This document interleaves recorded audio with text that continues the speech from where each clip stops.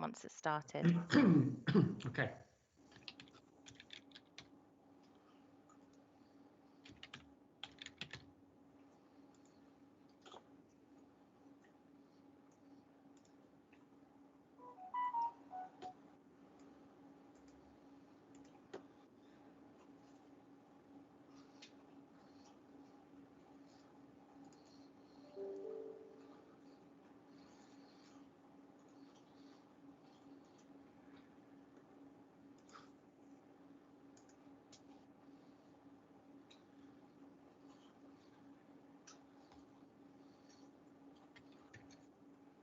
Okay, the webcast has started, Chairman.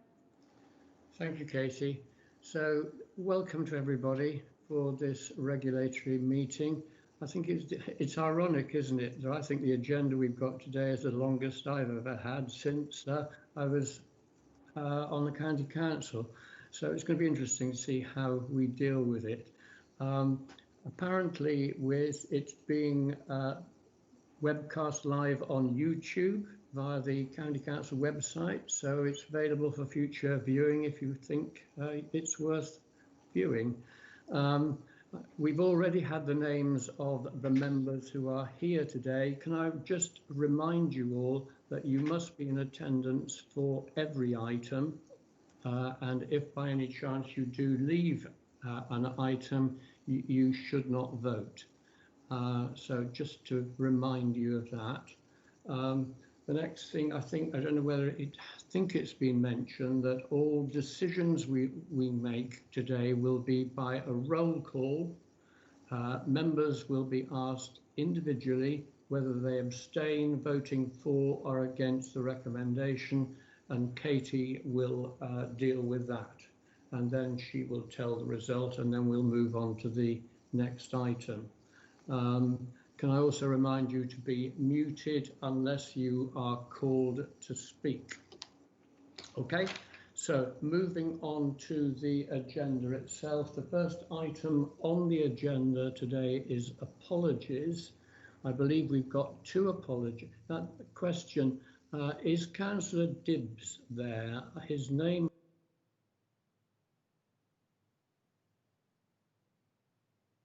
Oh, you've just muted, Chairman, but no, Councillor Dibbs is not here.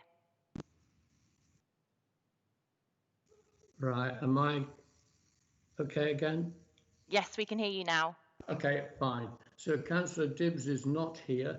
We have apologies for Councillor Jan Warwick, and Councillor Pal Hare is attending as a deputy. Thank you, Pal, for coming. Very grateful for that.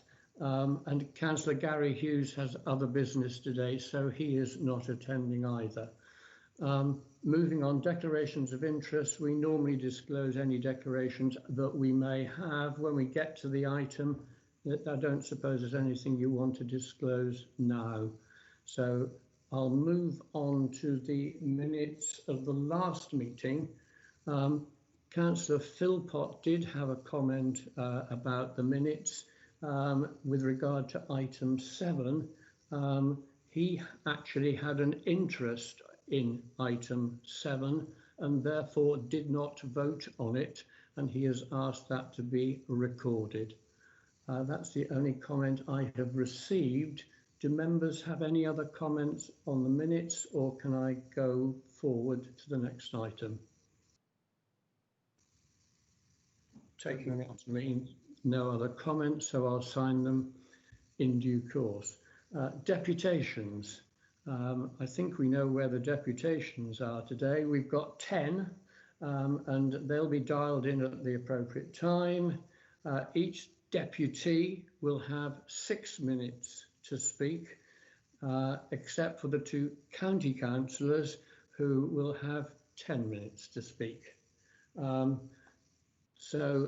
And the way it will work, after every deputation, I'll allow a slight pause so that if members do have any questions of that deputy, they can raise them then. If you do have a question of a deputy, can you make sure it is a question and not a speech, and ensure that you say who you are, and well, basically that's it. The deputy will be muted after that deputy has spoken and questions have been dealt with. Next thing, so that's where the deputations are. Chairman's announcements. Forest Lodge item 8 has been deferred. The reason for that is because it was decided that the wording in the application on item 8 didn't give a full description of what was requested, and bearing in mind the interest in this item from residents, we felt it would be better to defer it until the September meeting. So that item has gone from the agenda. I intend to have a 10-minute break after the Waterbrook application, and we may have other breaks after other meetings, other items, depending upon how quickly we deal with them. So that's the way I intend to move forward this morning. And so I have no other announcements, and so we will move swiftly on to probably the major item on the agenda this morning, which is the Waterbrook application. If you can bear with me for a minute while I bring it up on the screen. Right, so we are dealing with the Waterbrook application, which, as you know, is for variation of conditions to allow for restricted nighttime activities, including importation of road planings at Unit 5-6 of the Waterbrook estate. Most of you, I'm sure, who were on the committee will well remember this item from 2 years ago. It was an item which had a officer's recommendation for acceptance. We then heard a number of eloquent speeches from residents who opposed the application on the ground of adverse noise affecting their lifestyle, amenity, etc. Members were persuaded, therefore, to go against the officer's recommendation and, in fact, refused the application 2 years ago. And the reason given for the refusal by the County Council was the adverse effect of noise to the well-being of local residents, not distinguishing between noise on site and noise in the surrounding roadways. That's the history of that. It then went to appeal, and the inspector took the appeal last year. She, at the appeal, distinguished noise on site and off site. And on site, she was satisfied on the strength of the noise assessment that the noise would not have an adverse or sufficient adverse effect for the residents. And it was therefore in accordance with the plan. However, she was not satisfied as to the effect of noise on the surrounding roads, as that would have an impact on the residents. And she refused the appeal unless there was a Section 106 road routing agreement in existence. So that was the reason for her refusal. The applicant has therefore come back to this meeting today with a new application, with a Section 106 road routing agreement, which he will agree to. And our job today is therefore to consider this application again in the light of what has happened. That's all I wish to say by opening, and I will ask Philip Millard to lead and share the presentation with you. Philip. Thank you, Councillor, for your introduction. Chris, are you calling up the presentation?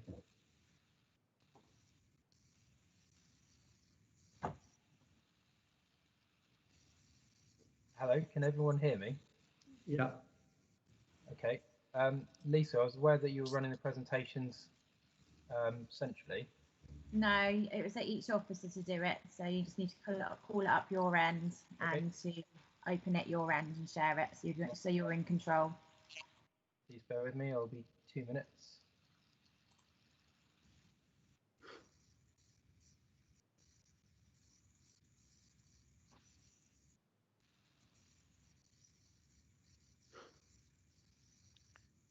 Okay, I hope everyone can see that. So thank you again, Chairman, for your introduction, and good morning, committee.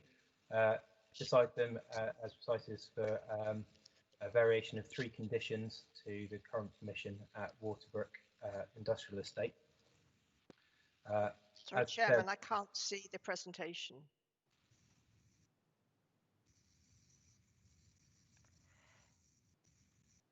Hi, Councillor McAvoy. Officers will be in touch with you to sort that out whilst it's going ahead, okay, to make sure you've got access to it. Yeah, I can see it. It's Andrew Gibson. Thank you.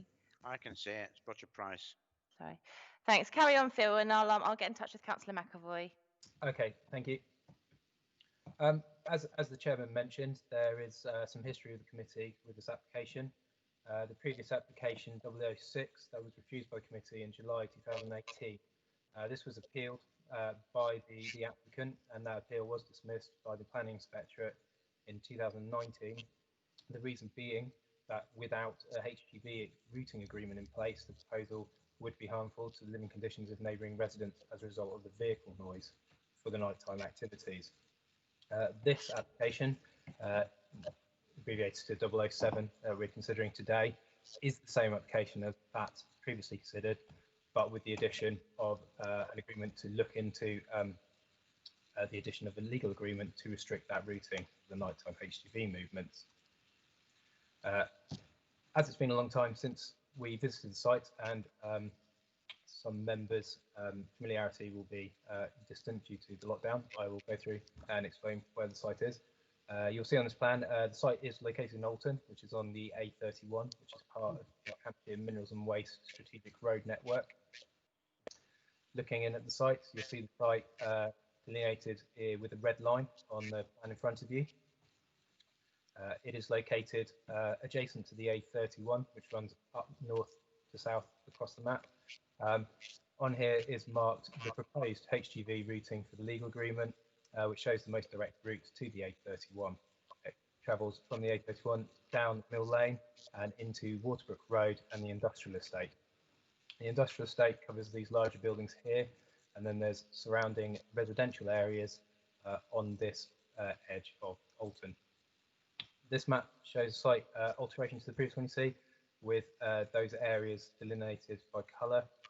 The green showing the boundaries of the industrial estate, the red giving you an indication of residential areas in the vicinity. This map also shows by blue dots the notices that we put up during the application in order to ensure that residents were advertised to the application itself. This is an aerial photograph of the same area. Again, the site delineated in red, and it marks that HGV routing. Again, you'll see the larger buildings of the industrial estate, and then the residential areas here, and then the open countryside, predominantly to the east side, the A31.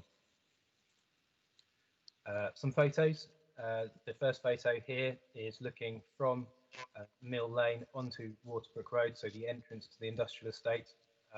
You'll note some of the industrial buildings. The site we're considering is up here and round on the right and along the rest of Waterbrook Road. The second photo is from within the site, looking to the entrance, which is in the centre of the photograph. You'll note the offices of the site just to the left of that as well. To return to the proposal, we're considering variation of 3 conditions of the existing permission to the site. Condition 5, which is the operating times, to allow for a limited 12 HGV movements outside of the agreed current daytime working hours to occur. These would be within the existing limit of HGV movements, which is currently conditioned by condition 20. There's also two other variations of conditions. Condition 11, which is allow for a revised noise and dust management plan. This is to incorporate those nighttime activities, and also variation to condition 18, which will allow for the addition of road planing onto the list of conditioned waste types onto the site. As I mentioned before, this proposal is the same as the one in 2018, with the addition of that legal agreement for the vehicle routing. To look at the site plan, the councillors will recall that in the committee report and also the application, these nighttime activities that are proposed are described as activity 1 and 2. I'll continue using that terminology. Activity 1 is the importation of road planings. You'll note on this plan in the southern corner the location where the vehicles will come in, drop these off and return out of the site. And activity 2, which is a single preloaded trailer located here towards the entrance of the site, where one HGV will come in, drop off a trailer and collect this one. To go into a little more detail on those activities, activity 1 is the importation of those road planings, a maximum of 10 HGV moves per night. That's 5 HGVs in and 5 out. Delivery would be unloaded by those bays as pointed on the previous map. There will be no use of any other plant on the site, so those planings will be scooped into their bays or worked on once the site reopens the next day. Activity 2, as I mentioned before, with the importation of a preloaded trailer and the collection of one other. Again, that imported trailer will only be emptied the following day during the currently agreed operating hours. These are some photos of the activity 2 area. As you recall, that's near the site entrance, where that trailer will be dropped off and collected from. And this is a photo showing the location for the road planings. You'll note a number of bays in the distant sort of top right of the photograph. Those are the bays to the top of the site where those road planings will be dropped. In the foreground, you'll note the haulage road that circles around to those sites, those bays. The proposal also includes a number of mitigation and operation restrictions in order to address residential amenity. Firstly, as I mentioned before, no fixed plant, including loading shovels, will be operated outside of the current daytime operating hours. All the vehicles entering and egressing the site will be in night mode. I mentioned before about the revision of the condition for the dust and noise management plan. This is to include this night mode. We worked with the applicant to ensure that we defined what that night mode was and to make sure that we have it within that management plan to allow for monitoring and enforcement of that activity. The amount of vehicle trips to and from the site will continue in accordance with condition 20, the number of vehicle movements, and there's the agreement again to enter into a routing legal agreement, a section 106 agreement. The routing agreement, as I alluded to before in the earlier shows the plan, I'll return to that plan and show a routing agreement with the black dotted line towards the site. You know, the intended route is to come directly from the A31 down Mill Lane and onto Waterbrook Road into the industrial estate. This will mean that any HGVs travelling outside of the usual operating hours will need to follow this route, and it will mean that none of those HGVs can either come through Alton through a different direction or go up Wilson Road to the bottom left side of the plan and through towards Kingsley. The consultations on the application, East Hampshire District Council raised no objection, neither did the Environmental Health Officer raise any objection, subject to the proposed conditions. The Local Highway Authority raised no objection. Alton Town Council did raise an objection, and Kingsley Parish Council raised no objection, subject to the controlling of those HGV movements outside of the normal operating hours, i.e. via numbers and also via the routing agreement. We received 23 public representations, of which 22 were objections. Councillors and members of the committee will be aware that one member of the public did send around an email relating to videos. To clarify, we've seen those videos and they do relate to the daytime activities of the site, which are currently permitted on site, as opposed to directly related to the nighttime activities that we're considering here in this application. To return to the planning inspector's report, this is an important consideration for this application. The planning appeal for the previous application 2018 was dismissed by the planning inspectorate on the grounds that there would be an adverse effect from nighttime HGV movements without a routing agreement in place, and that would be harmful to living conditions of neighbouring occupiers, and so contrary to policy 10 of the Hampshire Minerals and Waste Plan. The inspector considered in their report, on the basis of the modelling and noise assessments carried out, which they considered to be satisfactory, there would not be an adverse effect in terms of the noise of the nighttime activities on the site. The inspector considered the proposal would comply with paragraph 180 of the MPPF, and the report also considered that the application had addressed the public concerns raised with that application within the report. And the inspector found the principle of development acceptable, subject to conditions and the establishment of a legal agreement to restrict the routing of heavy goods vehicles travelling to and from the site in order to avoid the most noise sensitive locations. Therefore, the officer recommendation for this application is that, subject to all parties entering a section 106 agreement with the County Council to secure the routing of those out of hours HGV movements to and from the site, the Director of ETE should be authorised to grant permission subject to the conditions listed in Appendix A of the committee report. Thank you very much. Thank you, Philip. Thank you for that report. We will now proceed with the deputies. And the first, and each of them, with the exception of the two county councillors, will have 6 minutes. I believe you will be warned that when you have been speaking for 5, that you're close to the end. So could I call the first deputies who between them have 6 minutes, and that's Helen and Martin Boyce, please.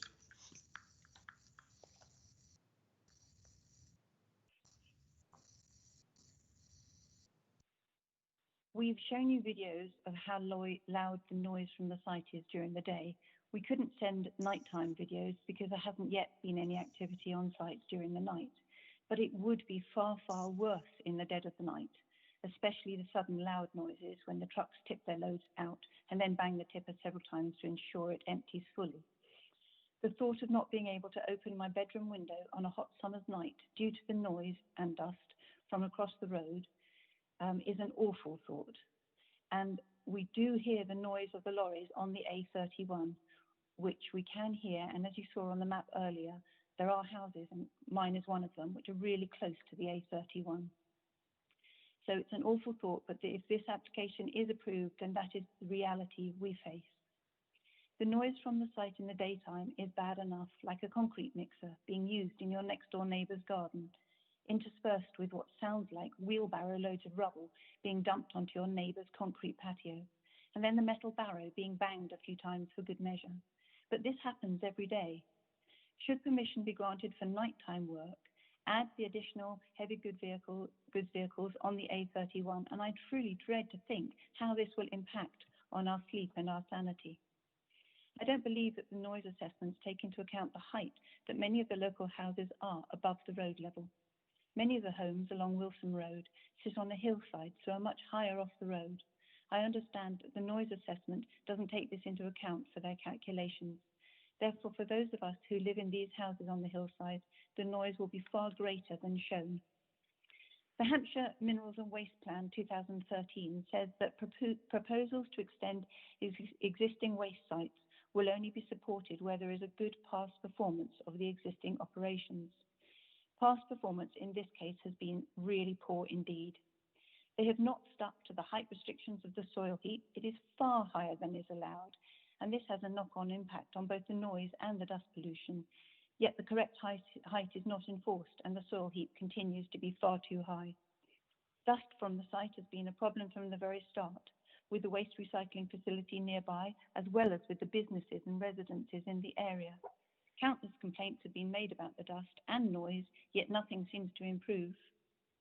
With regards to the heavy goods vehicles, how would it be possible for the routing to be enforced if the height of a soil heap isn't even enforced?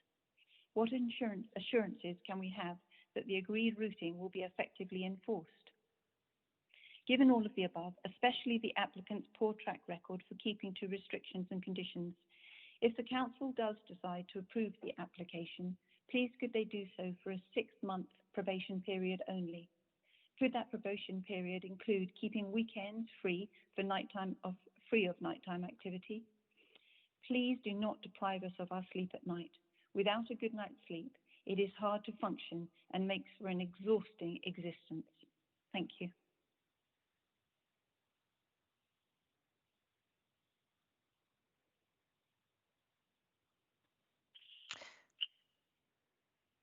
Sorry, Chairman, you're muted. Mr. Boyce, did you want to continue the time for your deputation, or is that the end of your deputation? I just want to add one or two things, that's all. I've paused the timing, so please continue. Okay, thank you. I want to strongly object to the application for exactly the same reasons as last time, and ask the question, apart from you saying that you will obey the restricted travel, what has changed? Not much at all. As my wife was saying, the wind in a certain direction, we get dust plumes from straight across the valley to our houses. I'm genuinely concerned that the nighttime movements and work will affect our long-time health and well-being. And that has not been adequately considered by Hampshire County Council, my council. Although we've been assured that the lorries will only travel to the site via the A31 route, how can this be enforced? Who is going to police that? We currently have an issue with lorries using that B3009, which is the road in front of our house. We've been advised that we need to take a note of the number plate, the make of the lorry, and the model, and report it. Well, that would mean sitting outside all day to do that, and that just isn't possible. I believe the noise assessments are for daytime noises. This hasn't been taken into consideration for nighttime. And as we all note, sound travels differently at nighttime.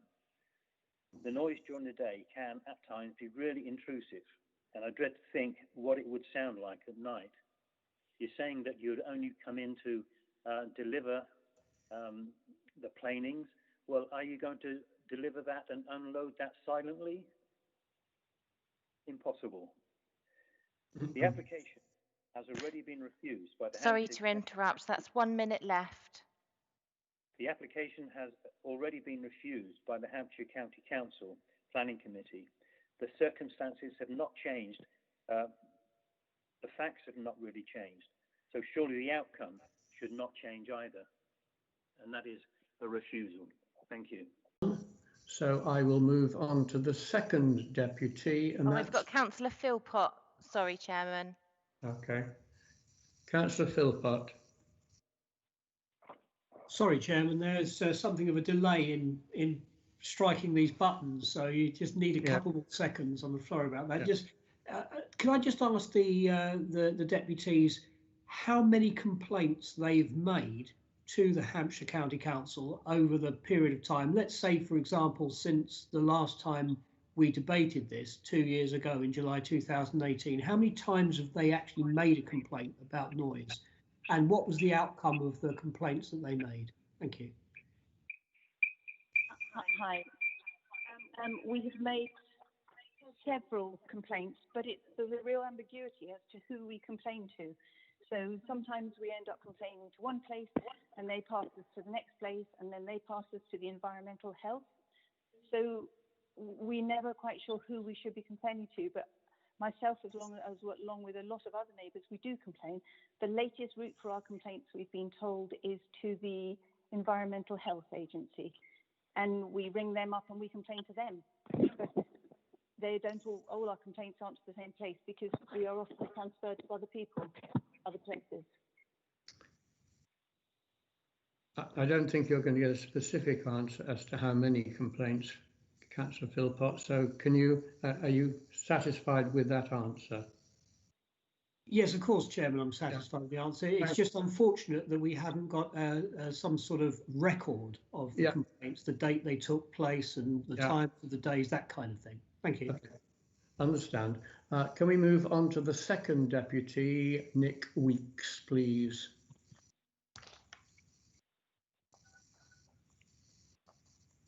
Nick, if you could just hit *6 and that will unmute you. Can you hear me? Yeah, I can hear you. Yes, I can hear you. Thanks. Yeah, my name's Nick Weeks and I live at 52 Wilson Road. I've lived here since 1990, which is long before this company came to this site. And the site is 200 metres from my house. And inexplicably, planning permission for the heavy commercial use was granted before any of our residents were aware of any application. And we remain disappointed and mystified as to why we weren't informed about the original application, nor given the opportunity to object to it at that time or later. So the front of my house directly faces the site. My kitchen, dining room and two of the bedrooms look straight at it. It's not screened and the perimeter is lined with open railings. The works are very high and they frequently break the height restrictions, as has been mentioned. And the machinery is visible and audible all the time. It can be heard clearly inside my house, despite I've got double glazing, but we can still hear it clearly inside. And it's a very noisy process that they do, and they do it all day at the moment. And no attempt has been made to measure the noise at my property's position at all in relation to the site. They say they've done modelling, but modelling isn't measuring. And the noise of the lorry is emptying is enormously loud, so loud that conversation is extremely difficult in my garden. And I videoed this several times and passed the recordings to the officers of the Environment Agency, which, going back to the question that was just asked, I've got a long list and dates and times of complaints to the Environment Agency. The part of the site chosen for the nighttime droppings of all the bits and pieces from the lorries is the closest point on the site to the residential properties on our road. They've picked the absolute worst place. The Environment Agency are investigating the level of noise at the moment in light of the Control of Pollution Act 1974 and the Hampshire Minerals and Waste Plan 2010. And as I say, I'm in constant communication with them about that. I've got all the records of that. So we suffer this noise and dust all day. And in the evenings, our road becomes very quiet until Waltech start again the next morning, and they often start at about 6:15 a.m. If they gain permission to operate 24 hours, we'll have no respite and sleep won't be possible in the front of our house, front two bedrooms. And this would directly contravene directives from both DEFRA and the WHO. DEFRA states in the Noise Policy Statement for England, section 222, that the first aim of the Noise Policy Statement is to avoid significant adverse impacts on health and the quality of life from noise. And in section 2.14, they say, relating to sleep disturbance, input on the quality of life, long-term evidence shows that exposure to noise can cause increased risks of direct health effects. The WHO states that the right to privacy specifically includes the right to a good night's sleep. The Control of Pollution Act in 1974, section 60, places a legal obligation on a local authority to protect persons in the locality from the effects of noise. The Hampshire Minerals and Waste Plan 2010, Policy 10, page 49, paragraph 5.15, says that the screening of sites should have a 100-metre buffer zone. This site has a 0 buffer zone, nothing at all. On the map shown, that's on my screen at the moment, the map, it shows the lorry route, which goes to the A31, and then no sign of it at all, as if the lorries disappear at that point. But the A31 runs alongside the site and past all the houses on Wilson Road. So increased traffic along the A31 is a disaster at night as well. So I assert that this company on this site already break the above laws and guidelines during daylight hours, and that to grant them permission to do this for 24 hours a day would make the lives of the surrounding residents thoroughly miserable and make a mockery of the above laws and guidelines. Further, as they have a history of failure to conform to the existing commitments, piling much higher than allowed, starting earlier than the agreed times, refusing to discuss proper sound limiting measures, and so on, what would lead us to believe that they would adhere to the restricted numbers of nighttime movements and the routes they are? And how could it be policed? Surely it's only a matter of time before more lorry movements are occurring and coming past our residential properties at all hours. And so I ask you, please refuse this antisocial application. Thank you, Mr. Weeks. Members, do you have any questions of Mr. Weeks?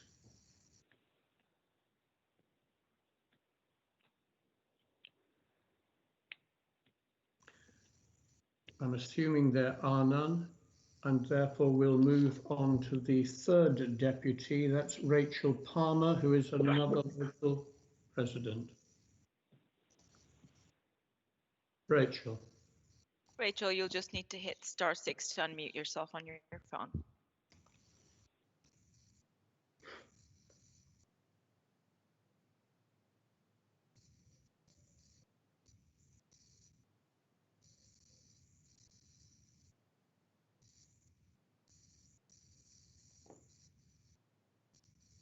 Rachel, I can see that you're on the call still. Are you able to hit *6 and unmute yourself?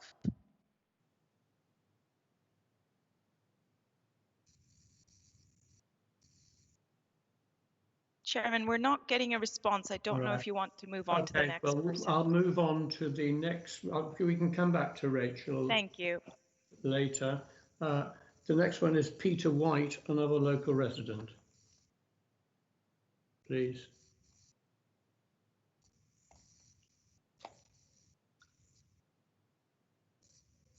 Peter, could you hit *6 and unmute yourself?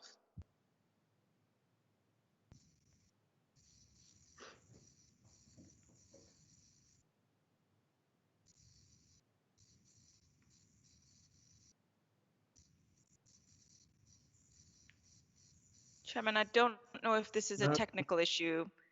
Yeah, okay, we're not having much luck. We'll move on to the next one. That's Justin Lawton, if you can get hold of Justin.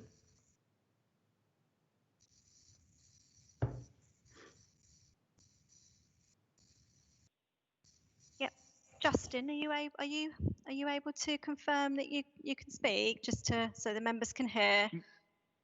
Yeah, can you hear me? Yeah, yes, perfect. Yeah, good morning. Morning. Morning. Paragraph 6.161 of the Hampshire Minerals and Waste Plan 2013 has a great relevance to this site's planning application. It states, proposals to extend existing waste sites will only be supported where there is a good past performance of existing operations. I would like to take a few moments to discuss the site's performance from a resident's perspective. Year on year, the local community is exposed to unacceptable levels of pollution from the site in the form of both dust and noise. Picture yourself at home, outside. It's a warm spring's day. You're enjoying the outdoors, maybe listening to the birds, children, or grandchildren playing. Now imagine a car with an exhaust pipe hanging off, driving past your house. All your focus is now on the clunk-clunk noise of the exhaust pipe clattering against the road as it goes past. Now, imagine that noise hour on hour, months on end. This is the kind of noise pollution we endure already. Now, if you imagine you have cleaned your car, all the windows of your property, and everything looks fresh and clean. Now imagine later that day, you're able to write your name in the dust that now covers your car or windows. Imagine how you would feel.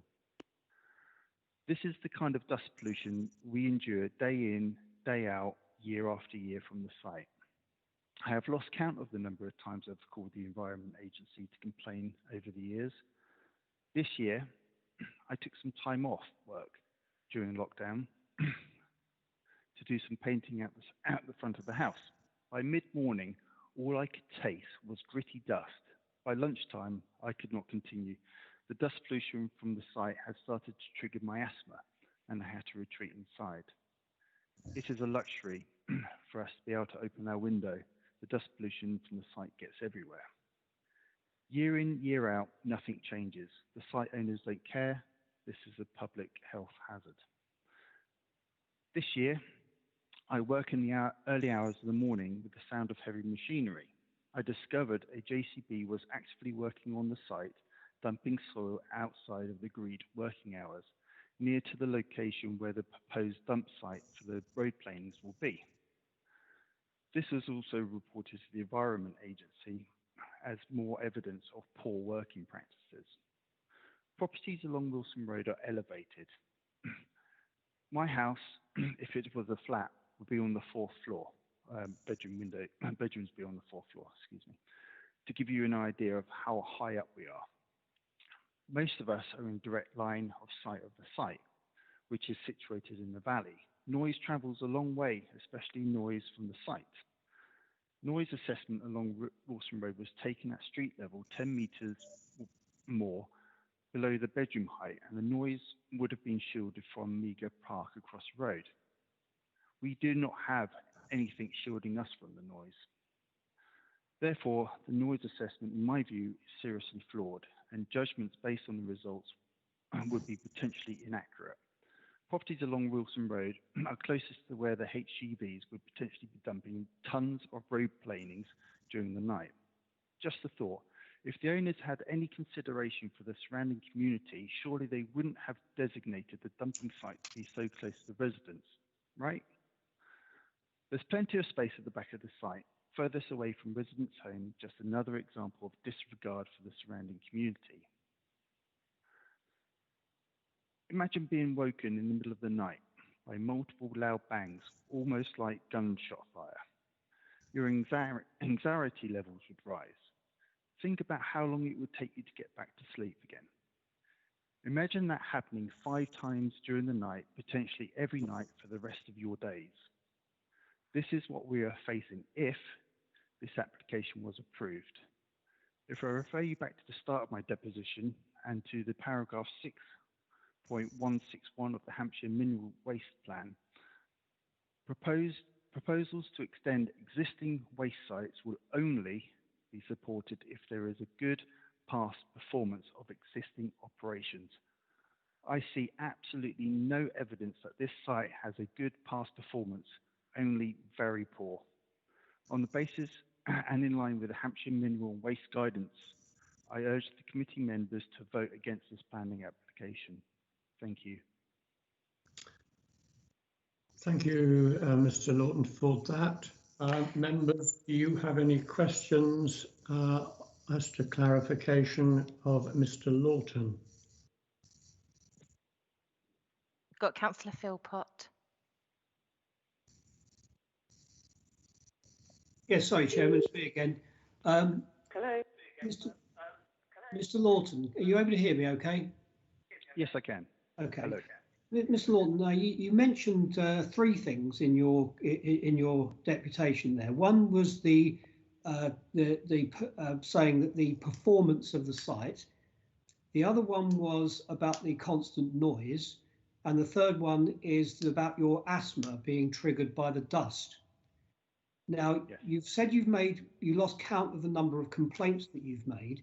Have you, because it was 2 years ago that some of us visited that site to look at it, and we debated this at this committee 2 years ago, have you kept a diary of the complaints that you have made about noise and what the outcome was? Have you made a diary about the complaints that you've made about the violations of the conditions on the site?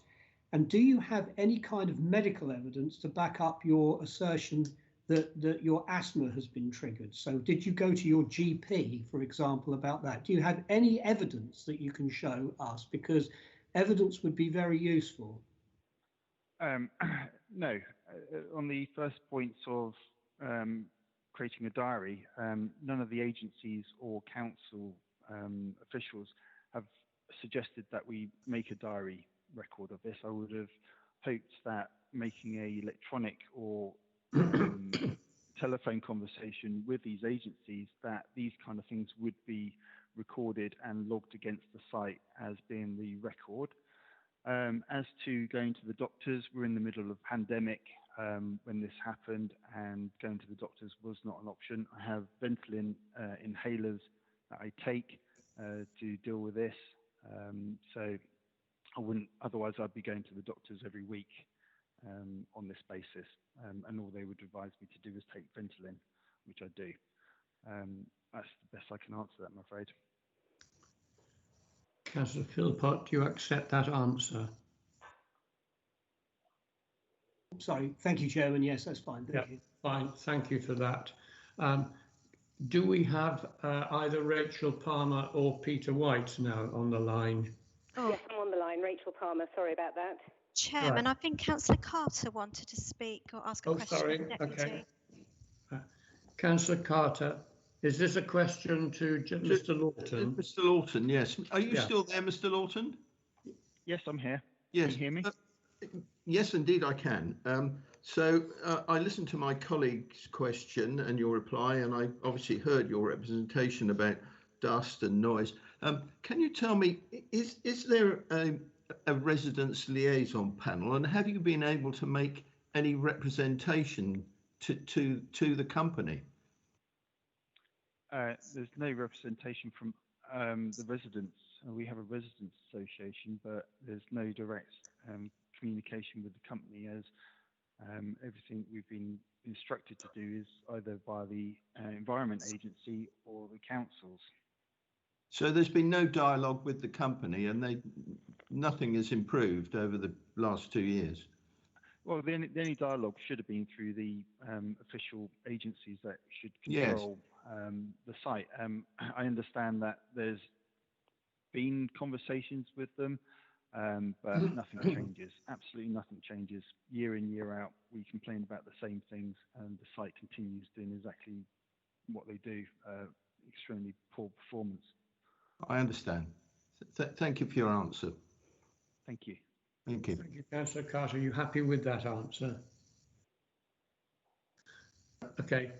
Yes, I am. Thank you. Yeah, Thank okay. you. Right, so we move on to, I think, we'll move We back. have another question from Councillor Gibson, Chairman. Okay. Hi, I just wanted to say I'm an asthma sufferer, and you're very sensitive. So when there is a lot of dust, you're certainly aware of it. But the point I was going to make was it's a two-way street. If I were the company, I would have tried to be in touch with the residents. So saying whether the residents haven't been in touch with the company, I mean, it does have, it works two ways. That was all I was going to say. Nothing of importance. Thank you. Thank you for that. Can we move back now, if everyone's finished questions of Mr. Lawton, can we move back to Rachel Palmer, who I think is now online? Yeah, thanks very much. I live along Wilson Road. I'm also a member of the Ashfield Residents Association and speak on behalf of our affected residents. First, it's important that you know that in 2013, this Waltett site was given planning permission by Hampshire County Council. Overnight, it became a noisy, dusty site, operating loud machinery 7 o'clock in the morning to 6 o'clock at night, Monday to Saturday. We local residents knew nothing about the planning application to turn it into this noisy industrial site. There was no consultation nor notification other than to the businesses adjacent. The applicant's information to the committee was that there was only one residential property 300 metres away already in the industrial estate, and that other homes were further away. I think that's why we weren't consulted. So this was obviously wrong. The nearest dwelling is less than 200 metres away. And suddenly in 2013, our days were blighted, our Saturday lions and peace in the garden were taken away by the noisy bulldozers, the clanking of tipper trucks and dust clouds. We have to wash our cars and windows far more frequently than other people. We've had that for 7 years. And I know that nothing can be done about this now, but had residents been involved at that time, we would have shown quite how much disruption and nuisance the application then would have had. There's no way that you, as a committee, would have allowed these activities in this business and residential area. So please don't make this situation worse. The first application for this nighttime working was turned down by you 2 years ago. There was a site meeting for committee members, and I think about 8 of you were able to come. There hasn't been a new site meeting for this current application, deferred since March, so there could have been before lockdown. This means that more than 12 of you haven't seen the site, and you don't realise quite how close it is to the houses, and you haven't heard how the sound reverberates around the valley. You haven't heard quite how loud a tipper truck is when it's emptying its load of road planings, nor the clanking noise when the trucks go over the weighbridge. We residents know that the noise will wake us up. You're told by experts in reports that this won't happen. They're wrong. The noise of planings being tipped is really loud, and it will wake people up all around us. Now, during lockdown, the factory on the other side of the Waltet site was operating throughout the night to make equipment for the NHS, and that noise could be heard across Alton. Sound carries at night. The applicant has a poor track record of meeting planning conditions, and this must have a bearing on your decision. The HMWP 2013 says that proposals to extend existing waste sites will only be supported where there is good past performance of the existing operations. I think that's in paragraph 57 of your committee report. This site can't claim good past performance. There are dust clouds, slag heaps higher than they should be, noise out of hours. There is a significant impact on neighbouring businesses, let alone the houses, based on non-compliance with conditions. You could and should infer from this that any new conditions won't be met either. In the same vein, how can the Section 106 routing be effectively enforced? The HGV drivers will surely opt for the fastest route, regardless of the quiet communities they'll drive through. A non-compliant business won't necessarily be helpful in this regard.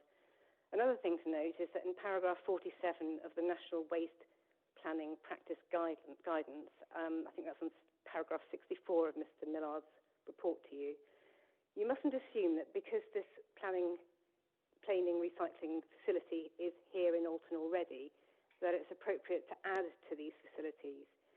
You need to consider the cumulative effect of the waste facilities on a community's well-being. It will be terrible. It's bad enough already, and it shouldn't be here in any case. To make it worse is something you don't have to do, so says the planning guidance. This site helps this local community in no way whatsoever. The conditions that have been listed by the planning officer, if you were to grant planning permissions, are lengthy but essential. An Ashfield Residents Association would be happier if the conditions could be more specific and explicit, and include, for example, the banning of the use of the weighbridge and wheel cleaning equipment at night, and not for those two things particularly, not to just come under the umbrella term of the noise and dust management plan. Lastly, if you do feel that you have to grant planning permission, please make it for a temporary period to be reviewed 6 months after the start of the new operations. It would be easier not to renew the temporary permission rather than to revoke the licence if there is a breach of conditions and if the noise really is intolerable and unacceptable to nearby residents. And also, can I note that Nick Weeks has kept a diary of all the complaints that he's made to the Environment Agency. So there is a log of that. Thank you very much. Thank you for that, Rachel. Members, do you have any questions of Rachel Palmer by way of clarification?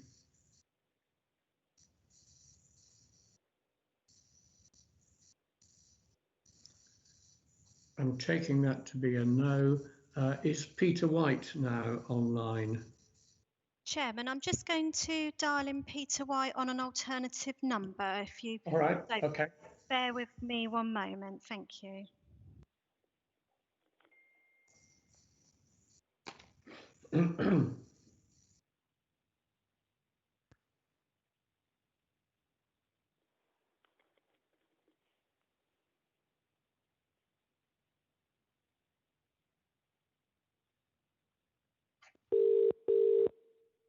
Hello.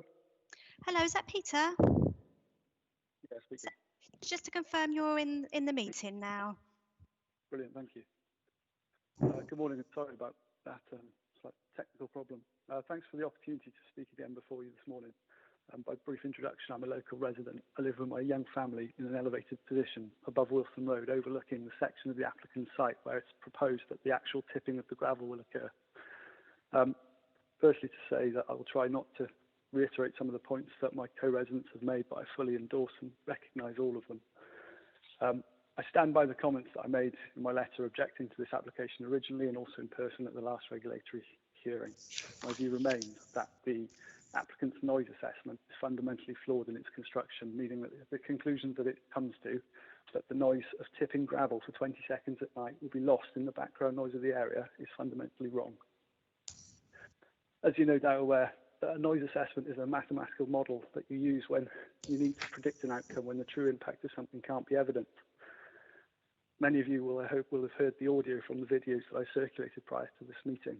All I can ask is that you weigh the conclusions of the noise assessment against the evidence that we've provided you to demonstrate how clearly sound carries from the applicant's site to our homes. Can you really honestly judge that the noise assessment is an accurate tool to support your decision making when it concludes that the noise of tipping the trailer of gravel for 20 seconds during the night will disappear into the background? I just don't accept that to be true based on that evidence that we've provided you. I note the comments earlier about those videos being daytime operations, but I'd like you to draw you specifically to my video when you see a JCB tipping gravel into onto a pile. That 4 or 5 seconds of tipping gravel is kind of a piercing screech of rock falling off metal. That's the noise that we're going to get for 20 seconds through the dead of night. So I accept that the permission is not to include all of the plant use, but there's no way of mitigating rock falling off a metal bed of a truck, and that happening 5 times throughout the night is going to be pretty unbearable for myself and my young family. I'd also like to reiterate the character of the local area at night. It is a busy road during the day because of all the local commercial and residential businesses and properties. But post 5 o'clock, the noise and traffic really do fall significantly, and by 9 o'clock at night, they're almost non-existent. The 6 20-second blasts through the night in the darkest hours of the night are going to have a huge impact on the physical and mental well-being of the local residents. Turning to another theme, I'd ask that you consider whether you're really confident that the applicant is going to apply with the terms of the permission if it's granted. I became aware of the recommendation document that Mr. Millard sent to the committee a day or so back, and I note particularly the proposed conditions. And it really does strike me as counterintuitive and wrong that we've got an applicant who's been consistently emitting a huge amount of dust due to the height of its spoil heaps, and then in the course of extending their operating conditions, we're considering, for example, the storage condition and the need to implement a pole so that they can actually measure the height of their heaps subjectively.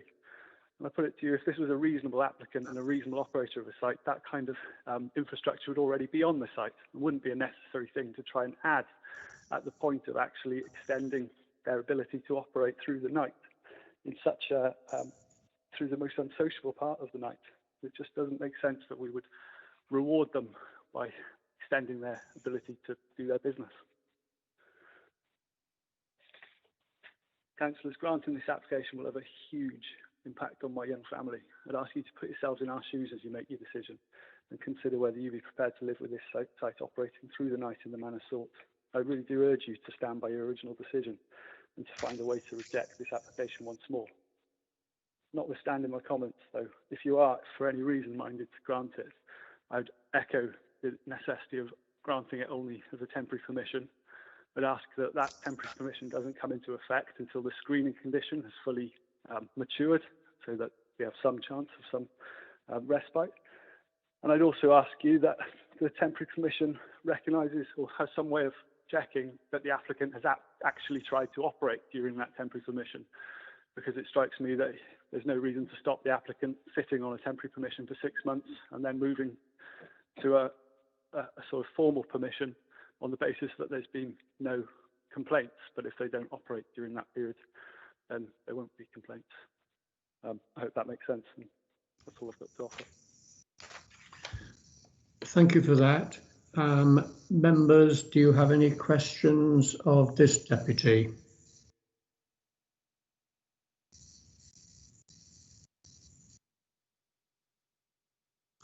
I take that silence to mean you don't, and so we move on to the next deputy, and that's Councillor Graham Titterton, who has 6 minutes as well.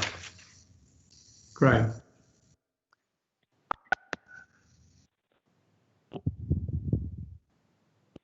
Hello. Can you hear me? Morning. Yeah, well, I can hear you. Morning.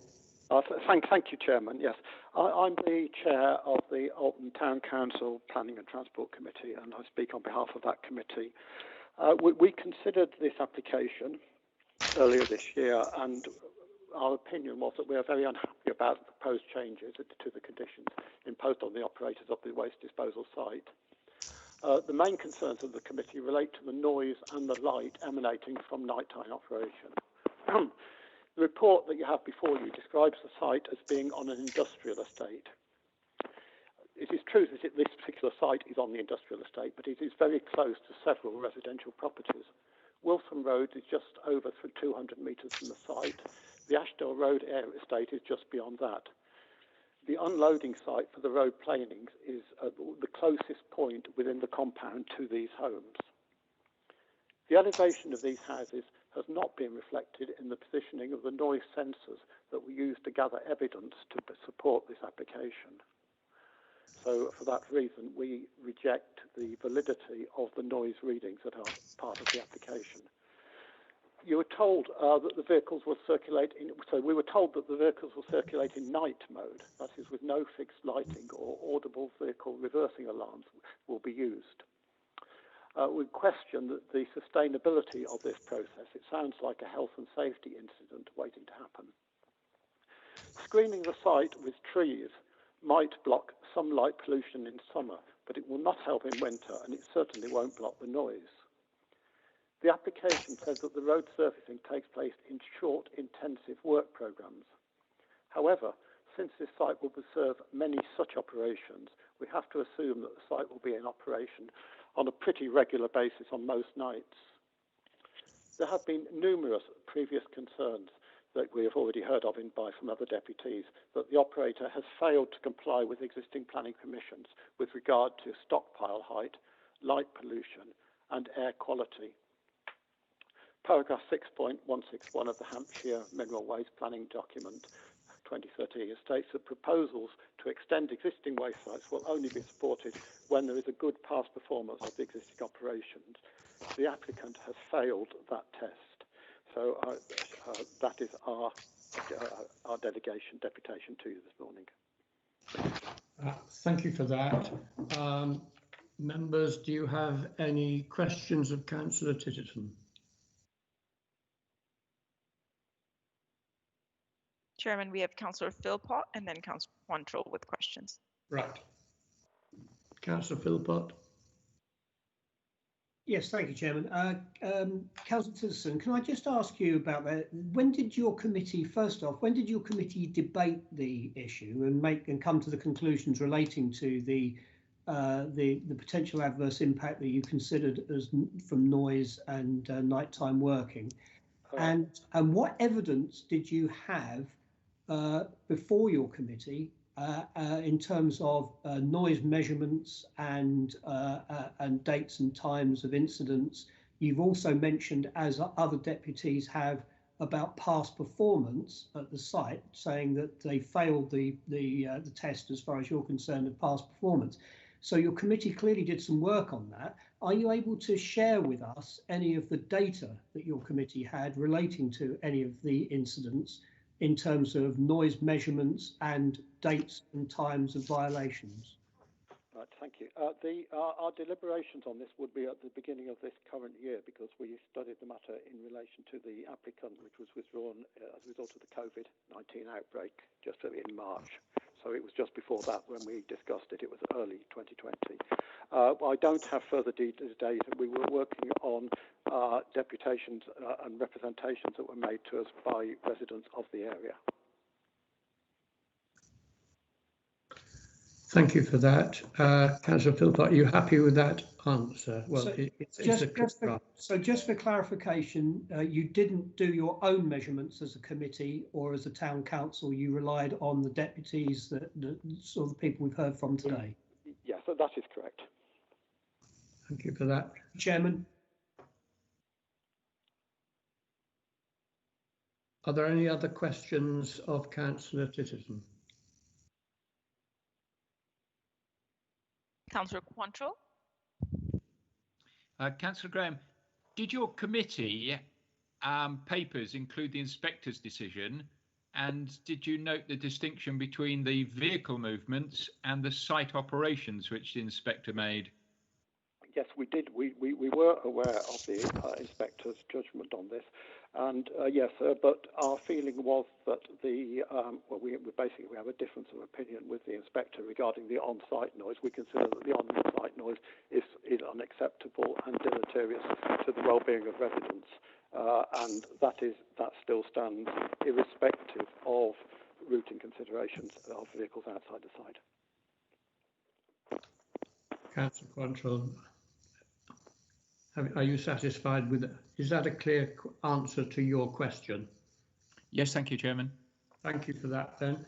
I think that's all the questions of Councillor Titterson. We move to Councillor Susie Burns. Councillor Burns, if you're able to press *6 and it will unmute yourself.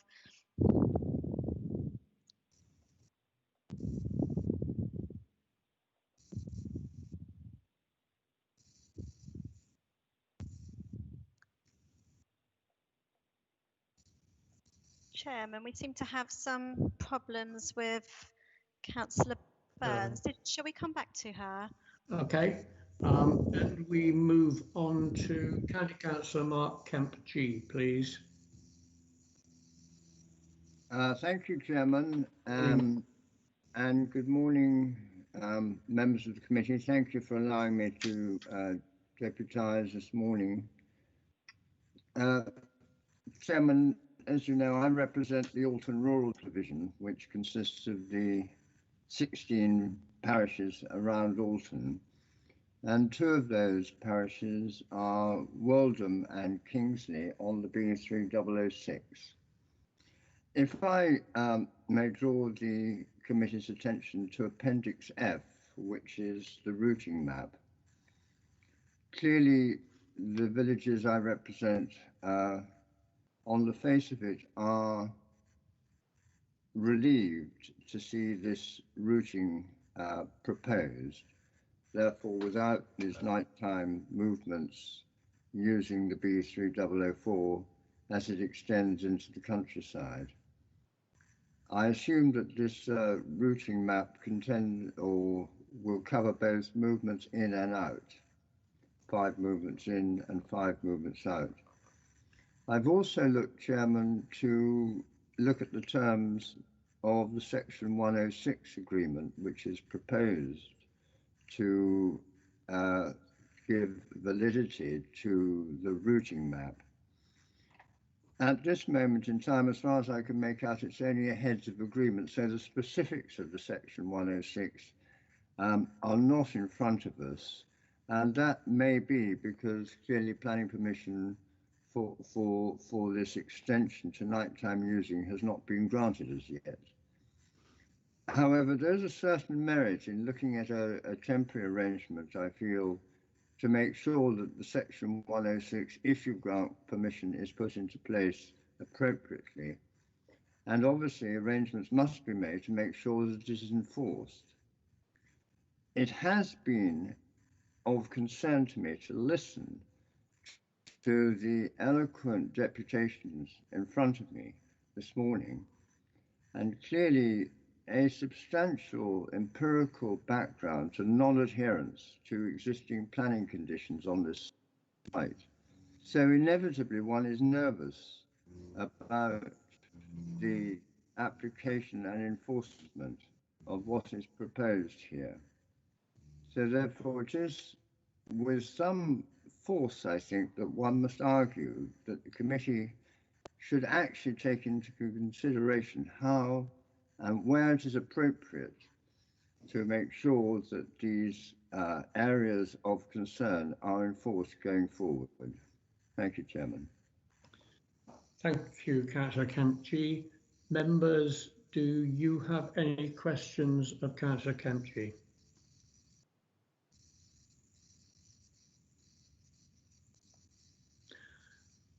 I take that to be not. Do we have Councillor Susie Burns?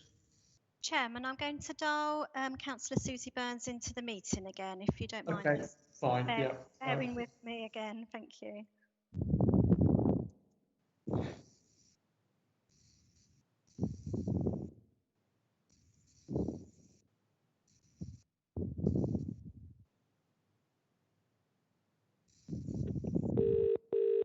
Hello?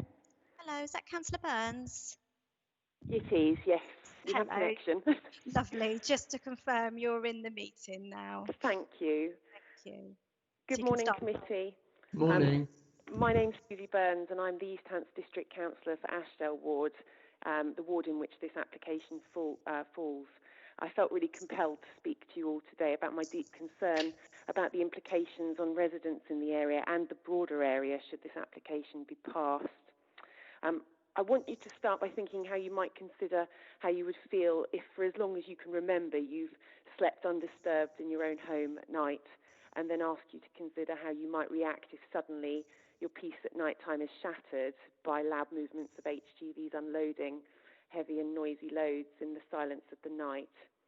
If your bedroom window sits directly opposite the site in question, as we've already heard many deputations have expressed, which is they're elevated above the road and therefore in direct sight and therefore sound line of the activities proposed, I want you to consider how, when there has been no noise previously, how you would therefore fail not to be affected by the introduction of noise, and not just any noise, industrial noise in the dead of night.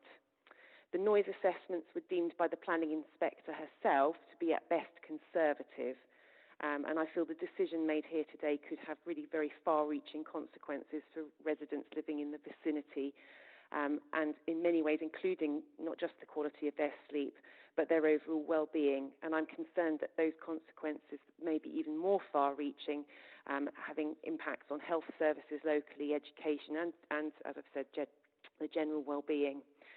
The committee report is comprehensive. There are a number of issues I find, however, it raises. First of all, something that's been expressed already by previous deputations, there are fundamental flaws in the noise estimates, which are simply just that, estimates. I would implore the committee to consider new sound tests to be carried out, which take into account the elevated position of surrounding residential properties. The existing data is based on very low situated sensors. It's blindingly obvious to me that for properties that directly overlook the site and are therefore in direct line of sound, that's not accounted for in the predictions that are made. And we must remember that the data is only based on prediction and not actual fact. So new sound tests for me are an absolute must. A new condition's been added to the recommendation for additional screening that again has been mentioned previously to be put on the site. I would argue, firstly, if screening is necessary, firstly, it should be planted and allowed to establish if you're minded to permit operations. However, to me, the very fact that screening has been requested implies there is an issue with the sight and sounds of the site in the first place. Otherwise, why would that screening be requested if the activities on the site weren't deemed to be unacceptable to the surrounding locality? I feel that this alone could be reason for rejection. Paragraph 28 of the report states that the exportation of construction and demolition waste and the importation of hardcore and crushed concrete that currently takes place on the site, it goes on at the moment within its current operational hours. So why on earth does this need to be extended to overnight operations? I don't feel there really is any need to extend to overnight operations. It's all very well having extensive conditions put in place for the application, but if these conditions are not enforced, they're just as good as they're only as good as the paper they're written on. So how is the routing of the HGVs going to be enforced? How are the number of trips going to be enforced? Paragraph 57 of the report states, as many of the previous speakers have already said, that the Hampshire Minerals and Waste Plan 2013 discusses how proposals to extend existing waste sites will only be supported where there is good past performance of existing operations. And I really have to question how the regular flouting of existing conditions by Waltet in recent years with regard to the height of their spoils heaps, the blanket of dust across the neighbouring household waste recycling centre in the summer months, and reports of out-of-hours operations as discussed in point 56. How does that constitute good performance? How on earth can permission be potentially granted with such a poor track record? And is it any wonder that residents are absolutely and rightly concerned about the implications and potential implications of this proposal? Members, should you be minded to approve this application, I ask you to consider carefully the burden you may be placing on those families that live around the site and the impact that this decision could have on their health and well-being. I'd urge you strongly to consider that any agreement be subject to a trial period only, subject to review, so that new sound data can be gathered, not based on predictions, but actual data from actual people's homes, so that you will see this application is wholly unacceptable. I urge you to reject permission for this application to amend the conditions of this site. Thank you. Thank you for that, Susie. Members, do you have any questions of the councillor? We have Councillor Philpott, Chairman. Councillor Philpott. Sorry, Chairman, I feel I'm hogging this somewhat. I'm not trying not to.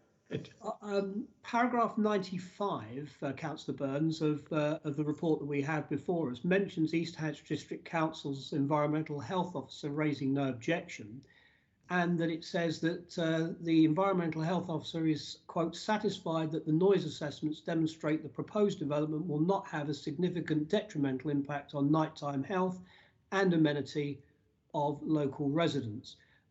Bearing that in mind, have you, as the district councillor for that ward, have you had conversations with your Environmental Health Officer at East Hants District Council on this matter?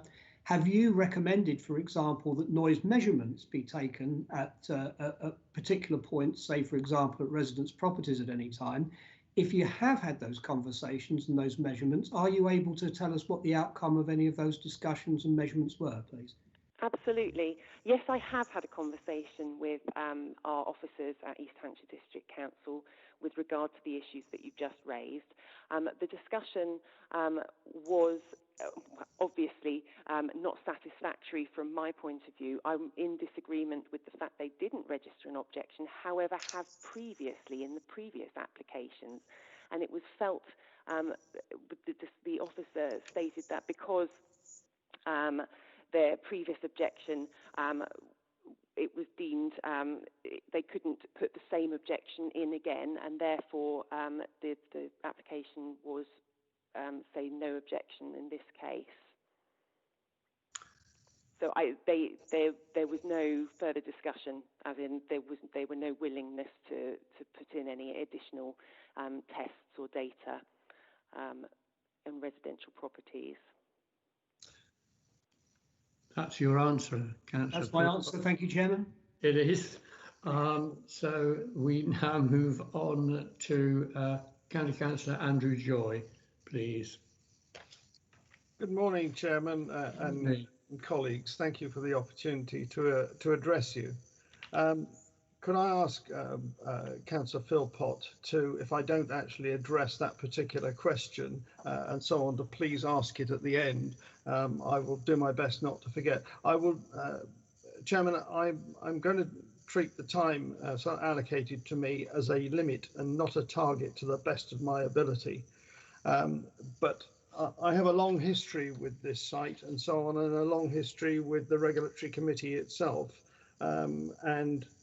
Perhaps it's a confession, but I was actually on the committee at the time when permission for this was first granted. I can tell you, for those who were around at the time, that I originally campaigned, in fact, for spoil heights on this site to be limited to 4 metres on the main spoil heap site. Simply because I could see that not only was it a visual, had a adverse visual impact, but it also had a dust issue associated with it, which is always going to be the case where soils and stuff are dumped. It's directly opposite the household waste recycling centre, and there is a history as long as your arm of the Household Waste Recycling Centre constantly having to sweep the site because they are inundated with dust for at least 6 to 8 months of the year. And this simply just comes straight across the Caker Stream and onto that site.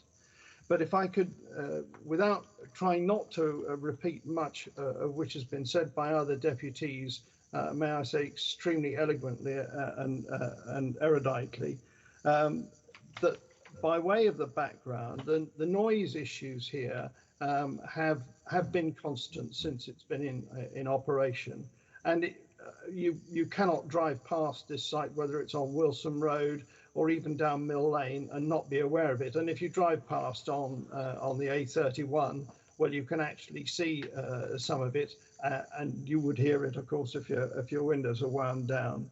The spoil height issues, I can say that I have constantly, and the head of planning, Chris Murray, and indeed also Mr. Millard, who I think has compiled an excellent report summarising all of the main issues, and who has actually been extremely helpful to me and cooperative with me in the past. So I'm very grateful for that. But Mr. Murray, as the head of planning, is well aware that I have on numerous occasions, way into double figures over the last 7 years or so, constantly raised issues of limits being exceeded and so on. Unfortunately, there has been little heed paid by the operators to actually adherence to any of the conditions over spoil heights in particular and the mode of operation.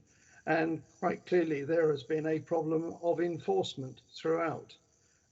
This will play into to the point that has been raised about past performance, which I'll come back to in a moment, if I may. You've received videos from Mr. White showing, as has rightly been pointed out by Mr. Millard, the daytime operations and so on. What that actually shows you is not just sort of a degree of noise, and admittedly that was daytime operation, which is not what you're actually considering by way of a condition variation now, but it demonstrates very, very clear visibility. The point is, this actually stands out, this particular dumping point that they're planning for the planings, right across to Wilson Road in particular. And whilst it is a direct line of sight exposed to the lower houses on that, close to the point where the B3006 goes underneath the A31, the majority of the housing further along towards the Spittlehatch junction is extremely elevated. And this is where I feel that the planning inspector, with the best will in the world, accepted flawed modelling, noise modelling. And I will challenge this, because even in the report, it refers to sound levels. And again, this is modelling aimed at 4 metres above ground level as a first floor bedroom equivalent. Now, 4 metres above road level, which is actually where what the sensors are pitched at, is nowhere near where the first floor bedrooms are. You're at the best part of 10 metres adrift from where it should be. The noise assessment is flawed. And this is where I am disappointed that the Environmental Health Department at EHDC, and bear in mind, I was actually Councillor Burns's predecessor as the ward councillor at the District Council. I am disappointed that the environmental health officers have not actually had the courage, if I could put it that way, to actually challenge this, simply because of straightforward knowledge that the sensor receptors were basically pitched at the wrong height in order to get a reasonably accurate modelling picture. So I think there is every reason why this should be pursued rather than just accepted at face value. I understand why the environmental health officers would, having seen the inspector's report, accepting the noise assessment, would therefore be reluctant to effectively challenge the inspectorate. However, I think this is too important an issue to be allowed to slip through without corrective action. And if nothing else, then I think this should be, if necessary, deferred for it to be properly modelled and validated before one could actually consider regarding it as a basis for a decision to approve.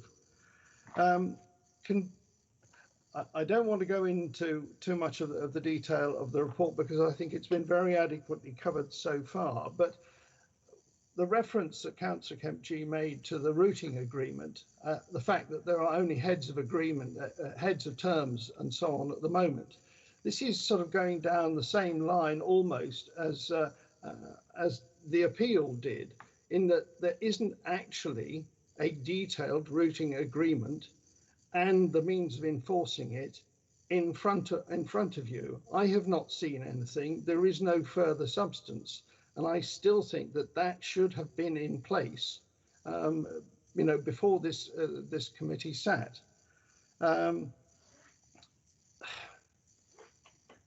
As far as enforcement and so on is concerned, I think this is the point at which we need to look back over the record performance here. It's all very well saying, oh, well, and it's quoted in the report as drivers will be briefed.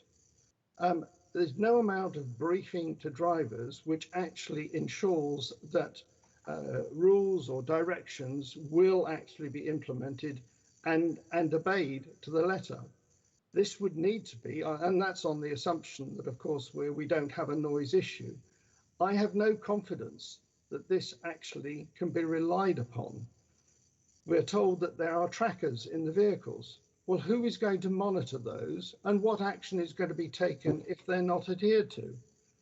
There is no evidence and certainly no history of performance which actually is remotely convincing to me. The evidence has been in front of me for the last 7 or more years that actually the conditions are there, but they are not fundamentally adhered to, and the means of enforcement has been lacking.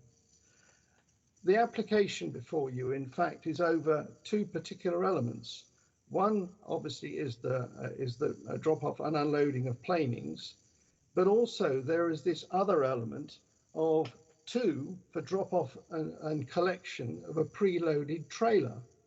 Now, sorry to interrupt, Councillor Joy. You have 1 minute left. Thank you. I have no understanding of why there's a necessity for those particular movements to take place at all, unless, of course, it's the thin end of the wedge for an expansion of the ordinary operations of the site. So, Chairman, I would simply come back to the point that has actually been made by several others. I think it's on section 57 or para 57, which is over past performance. And it's the reference to para 6.161 of the Minerals and Waste Plan 2013, that proposals to extend waste sites will only be supported where there is a good past performance of the existing operations. That is not the case. They have not been good, they've not been satisfactory, and therefore I strongly recommend that the application be refused. Thank you very much. Thank you, Chairman. Councillor Joy. Members, do you have any questions of Councillor Joy?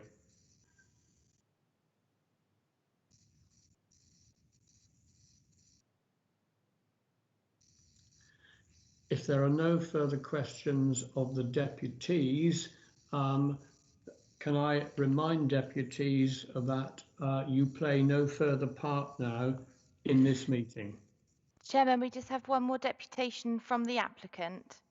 Sorry, yes. Oh, John Palmer. Yes, forgotten that one. Mr. Palmer, yes, your turn to address the committee. You will have heard the deputations made by the residents and the county councillor. It would be helpful if you could perhaps address some of the issues which they have raised in your deputation. Thank you. Okay, thanks for that, Chair. I'm assuming you can hear me, just to check. Yeah, I can hear you. Okay, great. Yeah, I'll try and cover off the points made this morning in deputation as swiftly as I can. Obviously, I'm speaking vehemently in support of this item and strongly urge members to consider the planning facts about this proposal. This morning, you have heard a series of emotional scaremongering deputations, which to their credit have been carefully and cleverly choreographed to create a distorted picture of this site and unyielding misconceptions of what is actually being applied for. In terms of planning policy status and indeed fact, what we are looking at here is an established allocated waste management site nestled within a sustainable industrial location located next to the strategic road network, which consequently accords with Hampshire's Policy 29, Locations for Sites Waste Management, or the HMWP. The HMWP supports development of infrastructure to provide supplies of recycled and secondary aggregates, Policies 17 and 18, and supports the co-location of waste activities to promote recycling and diversion from landfill, Policy 25. In accordance with Policy 26 of the HMWP, the site is also safeguarded as a waste transfer station. The overriding fear and concern from those who have spoken against this proposal today relates to the impact of the limited lifetime activities which could potentially have on the amenity of the properties, which incidentally are located over 200 metres from the site.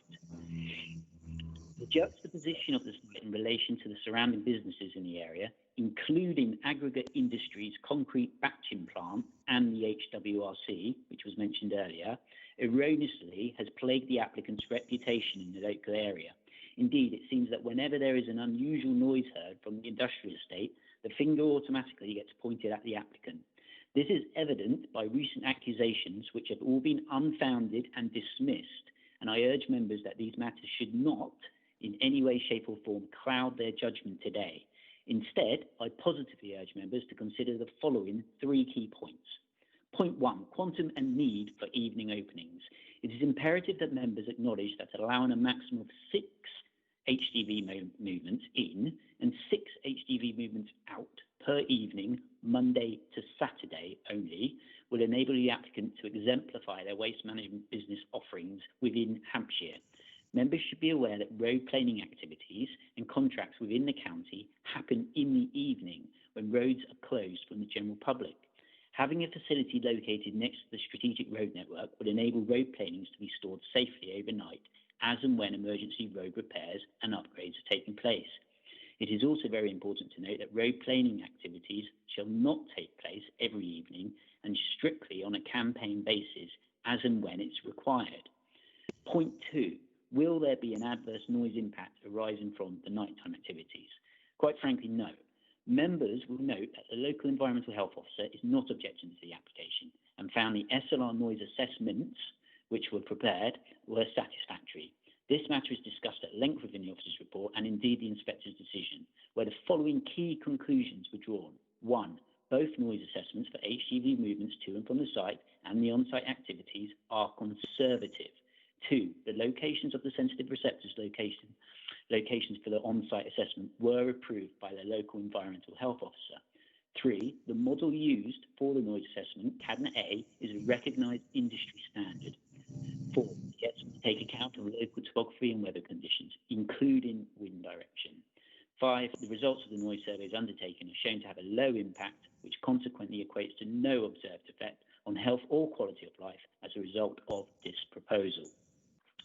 In summary, the modelling and noise assessments undertaken were acceptable to the Planning Inspectorate, acceptable to the local environmental health officer, acceptable to HCC planning officers, and I trust members today will follow suit and draw the same conclusions. Point 3, stringent mitigation measures. Despite there being no impact shown, the applicant has gone above and beyond, Chair, offering up additional mitigation measures for which, for the avoidance of doubt, comprise no plant, fixed or mobile, will be used during the nighttime activities, including the loading shovel and or indeed the weighbridge and wheel cleaner. All vehicles entering and egressing the site will be operating in night mode, as described in Section 2.1 of the updated Dust and Noise Management Plan, dated February 2020. Members will note that HCC officers have introduced an additional condition, condition 2 I believe, has been included, which requires the submission of a screening scheme to the southern end of the western boundary. And finally, out-of-hours HGV movements will be controlled in accordance with the routing agreement, which will form part of a legal agreement, which is well advanced, by the way. Conclusion. In closing, allowing the site to remain open during the evenings will contribute towards the applicant's long-term viability. Allowing for the storage of road planings at the site would enable safe, secure and licensed storage, providing operational flexibility to benefit highways projects within Hampshire. The applicant has provided sufficient information to demonstrate that the proposal for nighttime operations, albeit again on a campaign basis, would not have any unacceptable adverse impacts and is in accordance with the HMWP. The proposals are fully compliant with adopted local and national policies, and the inspector's conclusions on the merits of the proposal are an important material consideration that should be given significant weight when you are asked shortly to vote on this application. Thank you ever so much for listening. Thank you, Mr. Palmer. Members, do you have any questions that you wish to raise of Mr. Palmer on behalf of the applicant? Chairman, we have Councillor Rod Cooper and Councillor Philpott. Councillor Cooper first. Thank you, Mr. Chairman. One question that I'd like to ask is why there's no liaison panel with local residents. We've heard from several deputations that there is no such organisation. I was just wondering what the applicant has comments on that are, please. Yeah, it's a good question, to be fair. It's certainly something which I've advised the applicant to sort of, take on board. I think for the purpose of this application, it's a variation to the existing permission. So I think the devil's in the detail of the existing permission, and I don't think there was a requirement on the original consent for a liaison panel. That's probably why we're in the position we're in, and I wasn't involved prior to this application. So is that okay? Does that answer your question? Well, it doesn't, but I accept the what's being said. I could add that obviously you can't condition a liaison panel. It can only be an informative to a planning permission. So if Hampshire County Council were minded to approve, it could be added as an informative to the permission. Thank you for that information. Councillor Philpott. Yes, thank you, Chairman. Mr. Palmer, the deputies who you've described as emotional scaremongers have one after the other essentially accused your company and your operations of being serial violators, really, of planning conditions. That includes councillors and county councillors, and nobody seems to trust your organisation to stick to the rules. What's your response to those allegations that have been made against your company? Thanks for that, Councillor. It's not my company. I work for SLR Consulting. I work on behalf of this company, and to put that straight away. Well, all I can say is that every complaint so far has been unfounded. If you check in with your Hampshire County Council enforcement team, they have the whole list of these complaints, and every one they've looked into, and they've all been investigated straight away and punctually. I have a track record of all of this on paper, which I would be willing to share, outside of this meeting, should the need arise. As for things like stockpile heights, vehicles entering and leaving the site outside of the approved hours, it's a nonsense. I mean, stockpile heights vary depending on what sort of level of materials coming in and out of the site. So, I think 4 meters is the actual height, and they have a marker on site which they constantly accord with. I think the impression that councillors have given is actually misleading and wrong, and I stand by what I've said, to be honest. I mean, what else? I mean, I don't know if you're aware, but the site has 5 security cameras which are regularly checked, and that sort of logs the coming and goings of vehicles and when staff arrive and leave in the morning and at night. So they have a bulletproof system really, and plenty of evidence to suggest that they are actually operating in accordance with their planning conditions, and will continue to do so. Do you need any more? No, that's fine. No, I've heard enough. Thank you, Chairman. Okay. Thank you, and thank you, Mr. Palmer, for your deputation. That's okay. We now move on to whether the members have any questions of the officers. So we're looking to questions for Mr. Millard and perhaps to Mr. Murray as well afterwards. So members, do you have any questions of Mr. Millard on his report?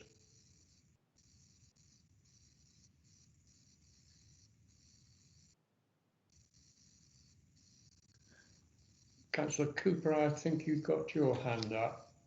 Yes, the question relates to the recommendation the committee might make, in as much as there seems to be a dislocation between what the applicants are saying, and indeed the officers, and what the residents are saying. I'm attracted by the concept of a Succotton-C planning permission. Someone mentioned 6 months, that's too short. But perhaps 1 or 3 years as a temporary permission to see how the system works. And of course, we can then monitor the whole activity at night over a reasonable time through various seasons, and then bring it back to us in 1 or 3 years' time. Would the officer care to comment on the viability of proposing that sort of condition? Hello, Councillor Cooper. Thank you for your question. You raised at the beginning a query over the recommendation. Just to reiterate, the recommendations we provide as the case officer are based on the planning terms, so our consideration of the plan and also the representations that we've received. In regards to the consideration of perhaps a temporary permission, I'm going to defer to Chris Murray, the head of planning, if I may. Right. Chris, Murray, what would your reaction be to the suggestion of a temporary permission for 1 or up to 3 years? Thank you, Chairman. Members, you will have seen the inspector's decision, and the inspector didn't at any stage suggest that there might be a need to test this with a temporary permission. That's not to say that we haven't done similar things in the past, of course.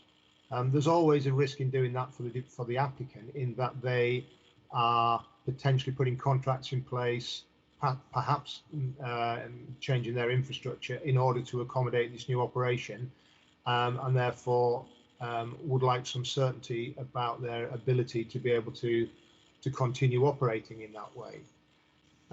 From what I've seen and what we've heard, I'm not convinced that there's a need for a trial period. I can see why that might be suggested.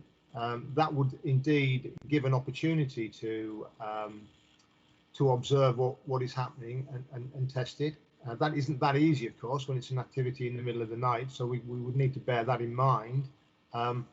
I would be a little nervous that again we would get conflicting opinions of what is actually happening, and obviously not all vehicle activity at night would be generated by this particular operator. There are other nighttime operations, of course, that generate vehicles, so not always that easy to monitor 100% accurately. We haven't recommended temporary. We don't think it's necessary based on the the strong opinion expressed by the planning inspector, and we're putting, as we need to, we're putting some significant weight on that as a material consideration in the decision that needs to be made. So, Chairman, I'm not saying it's impossible, but it's not something that we would recommend as the course of action. Thank you. Thank you for that, Councillor Cooper. Are you do you accept that answer, or perhaps you might want to debate it later? I might have a few words later on. Thank you. Yeah, okay. I think Rod Cooper, you've got your hand up. Yes, indeed I have. there were, by the deputies, there were some comments about the performance of this company.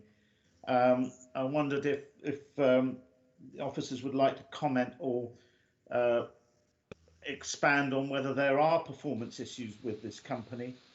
Also, has there been any checking of the alleged spoil height violations that the deputies have alluded to? And also, can you tell me, and it might be unrelated, we have an item later on, an enforcement notice. Is this the same company, or is this a separate company? It is the same company. Thank you for your question, Councillor. With respect to the historic past performance of the company and its current permissions, in 2019 we received 9 complaints, and in 2020 in May we received 4. The ones in 2020 were relating to noise and dust and had video footage from local residents comparable to the ones that you may have received in relation to this application. The enforcement and monitoring team are thorough in their investigations on any complaints that we receive. The one in 2020, we issued a planning condition notice to the operators. They are done in order to request evidence in order to compile our understanding of what the issue is about. The investigation concluded that the applicant wasn't as follow as such, and is more a cumulative impact from the rest of the industrial site and the industrial estate as much as anything. So we do check in. I mean, obviously, when we do deal with members of the public that have complaints as well, we try to give them as much information as we can about the different ways in which to complain. Obviously, any complaints that we receive, we're dealing within the constraints of the planning system, so the conditions of the planning application, the permissions that the sites have. There's also nuisance in the form of complaints where we ask them to contact the environmental health officer and the local district council, and obviously the public here have also engaged thoroughly with the Environment Agency, which also deals with noise outside of the remit and the range that planning can deal with. You made reference to stockpile heights. There has been complaints about stockpiles in the past. If I recall, more distantly than the last year or two, we're considering this proposed development. They were engaged with the monitoring enforcement officers at the time. The conditions on the existing site are quite numerous in relation to stockpile heights. There is a plan, and there's a requirement on site for the operator to have measurement poles in which the stockpile heights can be compared to, and direction that the monitoring enforcement officer took in relation to ensuring that those conditions are complied, those measuring height poles are retained on the site, and that the stockpiles are kept below those levels. Does anyone else wish to contribute to the response at all from my team? If you wouldn't mind, Chairman, I'll just chip in on this. Dave Smith, the enforcement officer, is actually in the meeting and can provide a little bit more information on the recent monitoring in relation to the stockpiles, obviously because his part of the team has been the officers that have been out and inspecting the site. So Dave, would you mind just adding something on the stockpiles, please? Certainly. Good morning, members. Historically, stockpile. Can you hear me first? Yeah, we can. Historically, there were issues with stockpile heights 3, 4, 5 years ago, which we tried to address in the last plan permission by 2 new aspects. One of them was having a ground level survey actually as an approved plan, so that we could specify where ground level started as such. And then on top of that, you have the stockpile height, which sits above ground level. And also we put the condition on about having marker posts on site so they could see exactly where the top level of a stockpile should be. Now, obviously there was an issue before because ground level, it was a concern that it had been raised by a metre, and then you put your stockpile on top of that, and so in effect you end up with a 6 metre stockpile instead of the approved 5 metre. As far as I am aware, we do monitor this site. We do visit, we do respond to complaints. The last complaints about stop bar heights we received were last March, May time. We haven't received anything since. And so that issue would seem to have been addressed by the new measures put in place. Obviously, as Mr. Palmer suggested, stop bar heights do go up and down over the course of the year. It is a seasonal issue, screening of soils and the use of soils.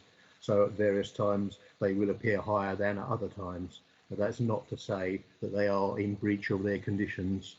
And certainly our visits, when we've been, have not indicated that they have been in breach of that condition. Dave, could you address the question that he also raised about the fact that it's with your enforcement report, there is a reference to this company as well? Certainly. We, as Phil mentioned, we received a number of complaints about noise and dust over this summer. We were not able to substantiate those complaints, but nevertheless, because of the number of times that some of the residents were contacting us and the Environment Agency, we decided to issue a planning contravention notice, which, as Phil said, gives us the opportunity of asking certain questions and asking for evidence to back up their assertions that there was no issue.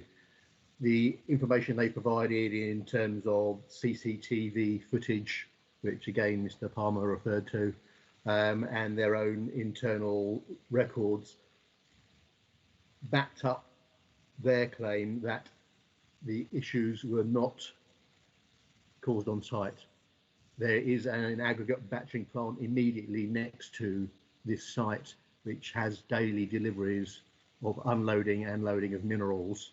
So it may be that there is an aggregation of the two activities, and so there is no evidence as such to this point that would require us to take any further action. Mind you, we do obviously continue to investigate complaints, and we will continue to monitor the site. We are in regular liaison with the Environment Agency, and if that situation changes, then obviously we reserve the right to consider any further action down the road. Thank you for that. Members, do you have any questions in relation to any of the answers given by any of the officers on this item? If not, then I think we move into debate, to debate whether or not we agree or disagree with the application. Who would like to speak? Councillor Cooper? Councillor Philpott is the first one up that I can see. I thought Councillor Quantrill had beaten me to it, Chairman, but sorry, I missed that one. Right, Councillor Quantrill, firstly then. Okay. Thank you, Chairman. Members, several people have mentioned a temporary arrangement, and I'm minded that we visited and reviewed the evidence a couple of years ago, and indeed we've had a really good selection of opinions and deputies, 10 this morning. We've heard from the officers. We've got an excellent, very comprehensive report from Mr. Millard. Given that we're elected to make a decision, why don't we do just that? Because if we make a temporary decision, all we're doing is going to reconvene and readdress this situation in 6 months or a year's time. So I think my preference would be for us to come to a decision and then rely on the enforcement officers to make sure that the decision which we make is complied with. Otherwise, the residents are just going to have another 6 or 12 months of indecision, and we're all going to reconvene in a year's time to reconsider it. So let's make a decision today, and I appeal to you to consider all the details and don't let's make half a decision. Whichever way it goes, let's make the decision today and not go for a temporary arrangement. Thank you for that. I think Councillor Philpott Isnat was number 2 on my line, and then Councillor Cooper, I can see. Thank you, Chairman. Yes, just to try and encapsulate my views on this, I visited this site along with some of my colleagues in 2018, and I agreed at the subsequent meeting to the refusal of the application at the time on the grounds of noise. My feeling was, having attended the site visit, and then subsequent to the site visit, I took a walk around the area and stood outside some of the residents' properties to observe the activities on the site. And I was pretty, let's say, it was an impression on me that was left of the noise that was coming from that site. So I was aware of the noise, and so therefore that's the grounds that I used for voting policy 10 of the Hampshire Minerals Waste Plan to say that I didn't think it was acceptable. I've taken note, Chairman, of the inspector's report, and the inspector clearly feels that the noise issue relates to the movement of vehicles and not to the activity necessarily on the site. However, I am minded to say that that is theoretical in many respects, and it is based on modelling, because of course it has to be to some extent based on modelling, because we're attempting to project and predict what the noise issues might be at night. And of course at the moment there are no obvious noise issues associated with vehicle movements in and out of this site at night. So we've got a choice. We either agree the proposal, we refuse it, we defer it, as I think was suggested. I think Councillor Joyce suggested deferral, or, as seems to be a view of a number of people, we consider whether or not temporary permission be granted. Now, the representative of the applicant has asserted that pretty much everybody who's made a complaint about this, including councillor colleagues, have pretty much invented their complaints. And I have to say that I find that not a credible position. I don't think they are people who have made up their complaints. However, I do think, Chairman, that it would have been much more helpful if some of those people had kept diaries themselves, and there'd been more evidence to support the complaints that they've made. Nevertheless, we've heard from officers that there have been a series of complaints about this site over a long period of time, and I don't think we could just park those and ignore those when we're coming to make our decision. Neither, by the way, do I agree, therefore, with Councillor Quantrill, my colleague, although I do understand his points, that making a temporary decision would be not a non-decision or half a decision. I actually think making a temporary decision would be a decision, because I think it's important that we get this right. The danger is that in granting the permission as it stands, without open-endedly for this site, runs the risk, and I think a very real risk, Chairman, of potentially blighting the lives of the residents in that area permanently. And I think there's sufficient doubt in my mind for us to be able to say that we need the applicant to be able to prove that he can operate this site without causing an undue nuisance to local residents. I don't think we've got any chance of rejecting this proposal because of what the inspector said. I think we'd be crazy to do that. If this went back to the inspector would think we were quite unreasonable, and so therefore I don't think there's any chance that we can reject the application. I think we should accept the application. I'm going to propose that we look at this again in a year's time. I think a year is plenty of time to get an indication as to how the applicant is operating in this site. Proper monitoring needs to take place in the meantime.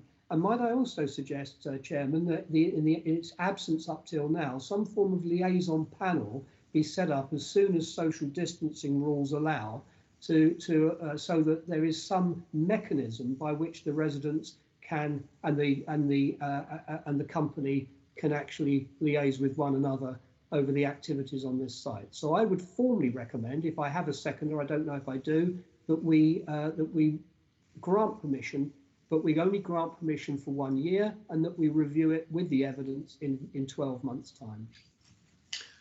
Thank you, Councillor Philpott. Does anyone, perhaps support, prepared to second that? Yes, I'll second, Mr. Chairman, Councillor Rod Cooper. Councillor Cooper, Mark, were you seconding that as well? You're muted. Yes, I was going to second that, but I'm quite happy to give way to Councillor Rod Cooper. The fact remains that the inspector has put us in a very difficult position. He quite clearly stated that the only reason for the dismissal of the appeal was the lack of any lorry routing agreement. We now have a Section 106 on the stock, so they're not completed yet. On the other hand, a poor record of adherence to conditions up to now is, I think, a material planning consideration, and that therefore sows doubt in my mind, as it does indeed the mind of Councillor Philpott. I did suggest perhaps 3 years on the basis that that would really allow contracts to take place and so forth. But I'm very happy to support 1 year. It should be enough to assess whether or not this permission will work.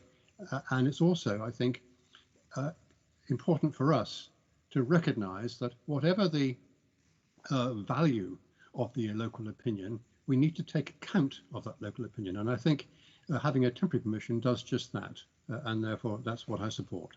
Thank you. Thank you for that, Councillor Cooper. Councillor Philpott, can I ask you a question? You've heard what Councillor Mark Cooper has said, who was minded to go for 3 years rather than 1. Do you have any observations on that? Well, I have a feeling, Chairman, that from what the officers were telling us earlier, that they received, I believe, if I recollect what was being said, 9 complaints during 2019 and 4 so far during 2020, even notwithstanding the issues relating to COVID-19 and so on. I think with that sort of level of complaint and the fact that the residents are monitoring this as they've given testimony on a daily basis, I think 12 months is more than sufficient time to be able to give a clear indication as to how the company are operating on this site. Thank you. Thank you for that. Mr. Murray, do you have any observations on that proposal in relation to the inspector's decision?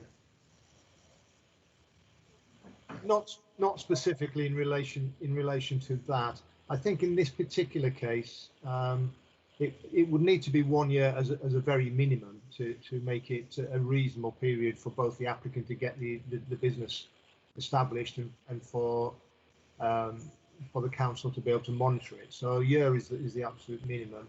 I think from what we've seen of the proposal, I don't think the applicant needs to put a huge amount of new infrastructure in place. I think it would be a contract situation largely, so it doesn't really affect for example, there's no need to build a new building or anything of that nature. So 12 months may well be appropriate. And if and we hope this wouldn't be the case, of course, but if it did show that there was an issue, then certainly 12 months would be more appropriate than 3 years, because if we're living with an issue for 3 years, then that would be a problem. But so I think on balance, if members were minded to go with a temporary permission, then I think 1 year would be appropriate. Thank you for that. Does anyone else wish to speak or debate this item? We have Councillor Cooper and Councillor Carter, Chairman. Councillor Cooper.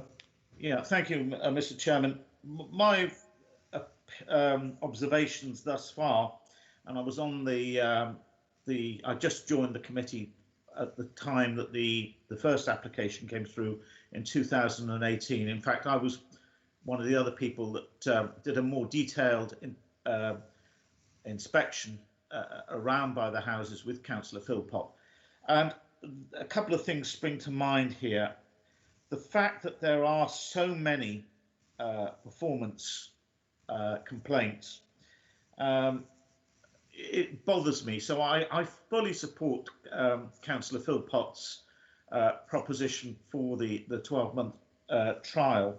And also, I would implore the applicants to consider talking to the residents via a panel, and I would like to see that added to the conditions if possible, because you know, let's face it, if people are talking, then things can get sorted out on a more local basis. I don't think that the applicant has made any attempt whatsoever to liaise with local residents, and I think this is so important.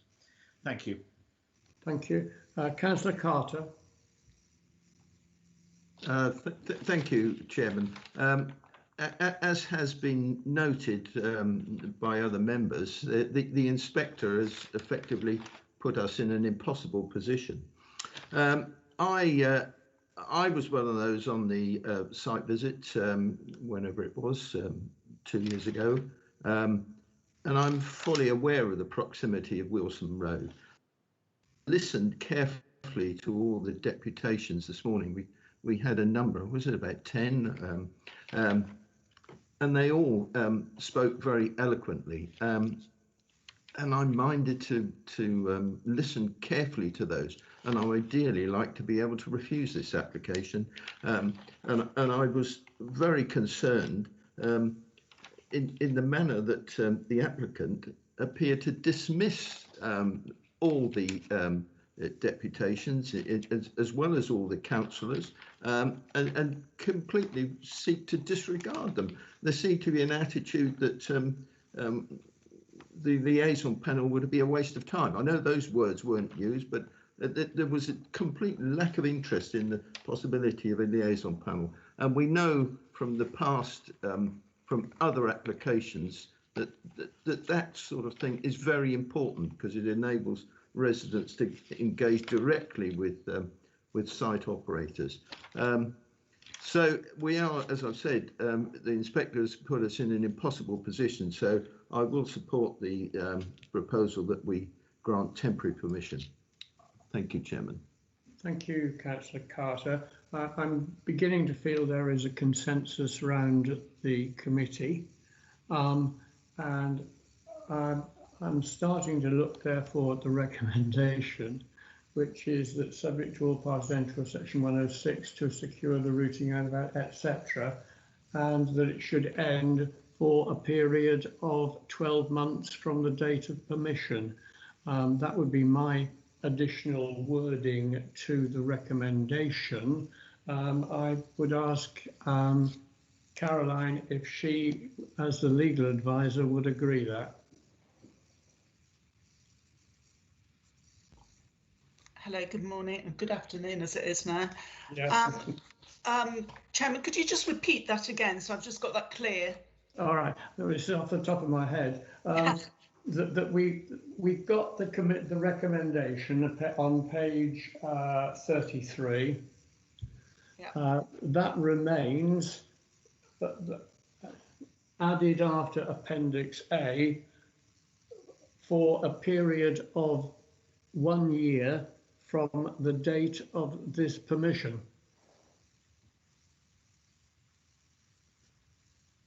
Or any better wording you can make. Bear with me.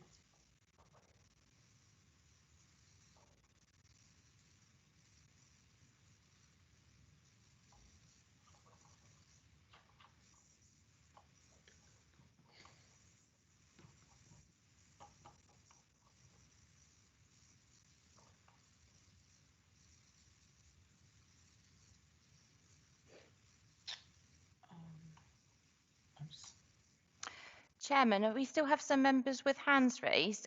Whilst Caroline's looking at that, I don't know whether we want to go through the remaining members. Who else is there that wishes to speak? We have Councillor Mark Cooper and Councillor House. Right. Mark. You're muted. I thought I'd lowered my hand. I have nothing further to say. Sorry, you're happy with that? Yes. Yeah, okay. So, Councillor House. Thank you, Peter.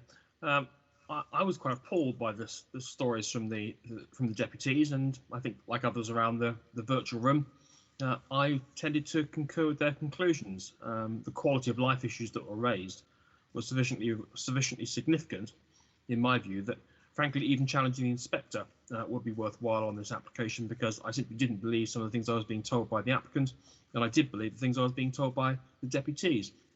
However, we are where we are. If there's a majority view to give a 1-year permission, then I will accept that.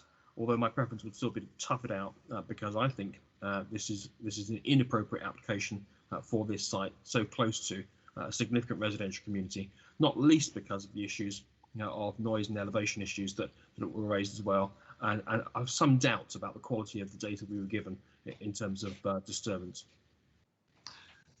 Thank you, Keith, for that.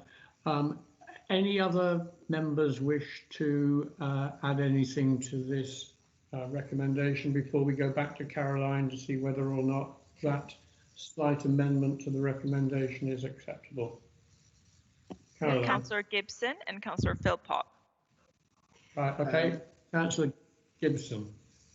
Just to say that I agree with the 1 year probation, if you like, and then we can see if they meet all the requirements, then it can be extended. So I'm quite happy with that. Thank you. Okay, thanks for that.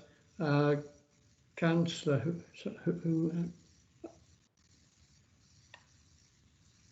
Councillor Gibson and Philpott. Yeah, Philpott. How could I forget Councillor Philpott? Yes, how could you forget me, Chairman? I just want to clarify that I believe there would be a requirement, would there not, for this matter then to return to this committee for deliberation. Just wanted to make sure that is clear. Yeah, that is, I think, obvious, and I think another point would be we would perhaps encourage the establishment of a liaison panel, which would help as well. And we can't force it. It's something we can recommend.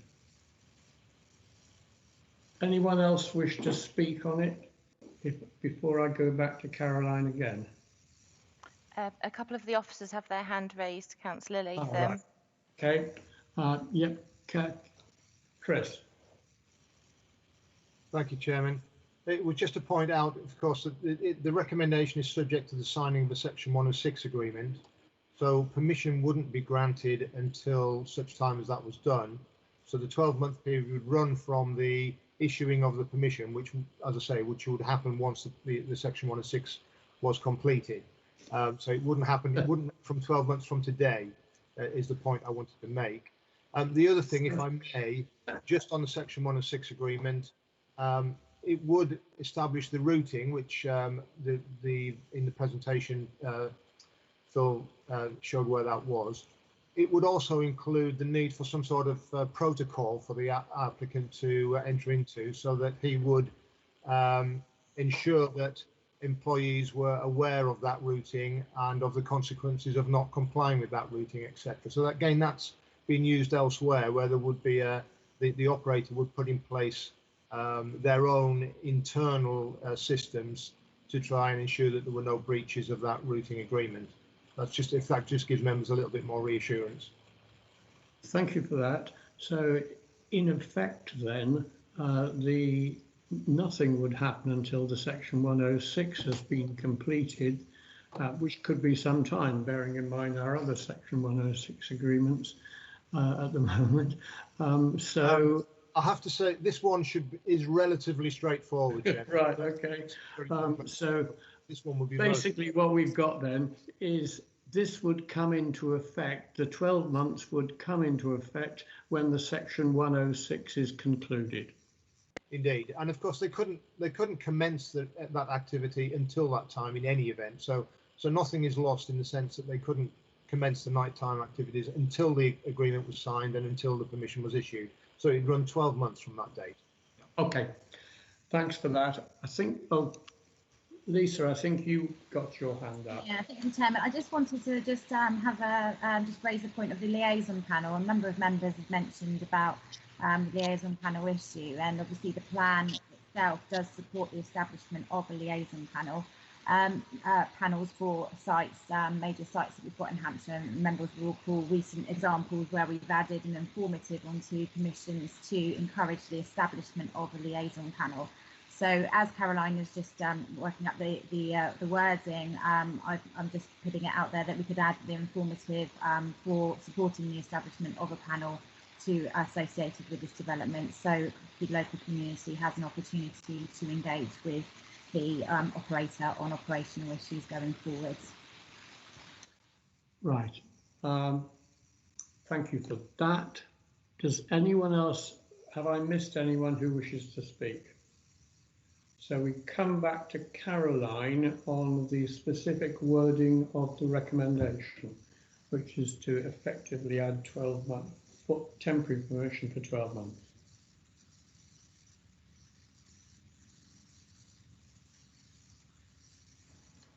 She's muted. Apologies. We are looking at, so from the end of the wording, Appendix A. Yeah. For a period of 1 year. Yeah. From the date of the legal agreement or the Section 106 agreement being signed. Does that suffice?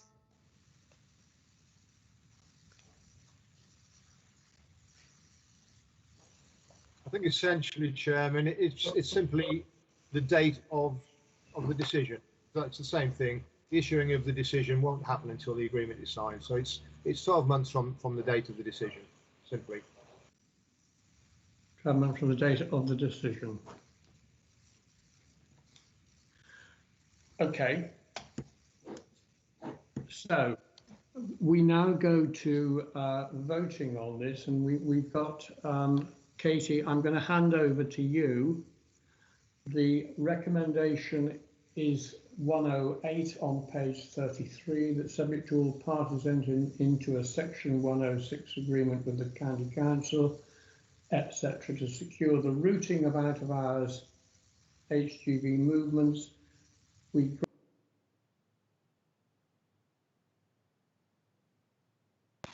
Chairman, you're muted.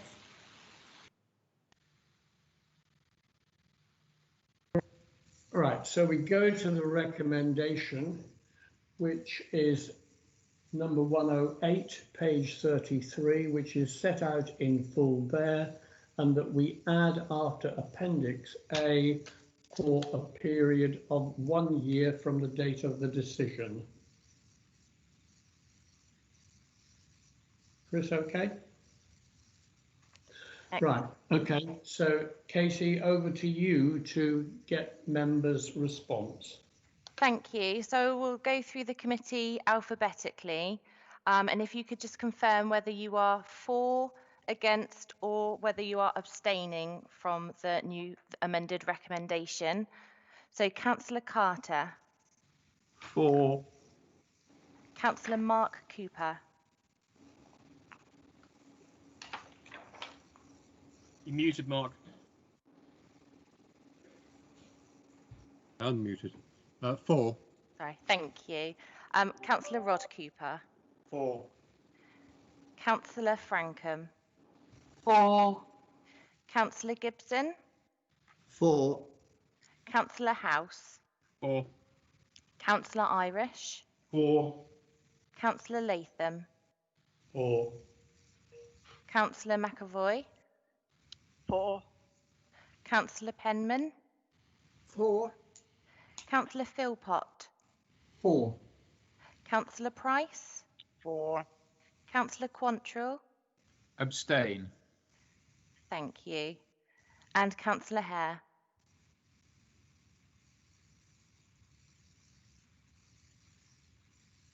Councillor Hare, sorry, you're muted.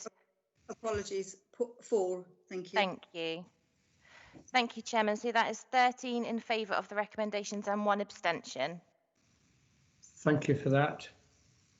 So that is passed. Sorry it's taken a long time, everybody, but I think it's been a good debate. I'm now going to give us all 10 minutes quick break before we move on to item number 7. So we're all off camera now, hopefully.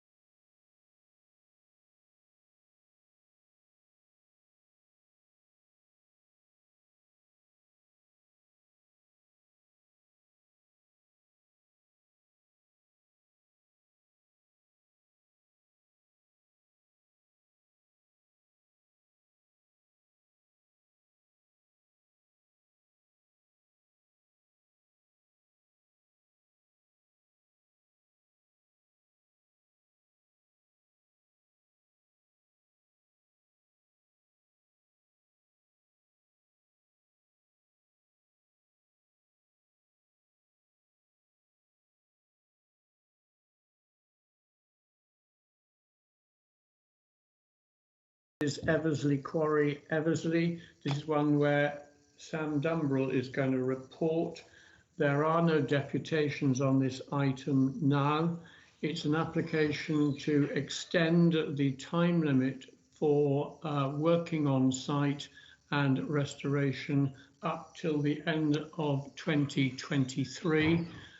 This is because restoration on the whole site has been going slowly because of lack of materials. There are 50,000 cubic meters of minerals to come out of the site, which is in Hampshire, and that, of course, is we need for our plan. So I'm going to ask Sam to introduce the item, and I'll wait to hear from. So over to you. Thank you, Chairman. It's Lisa here, Lisa Kirby. Oh, you're going to do it, Lisa.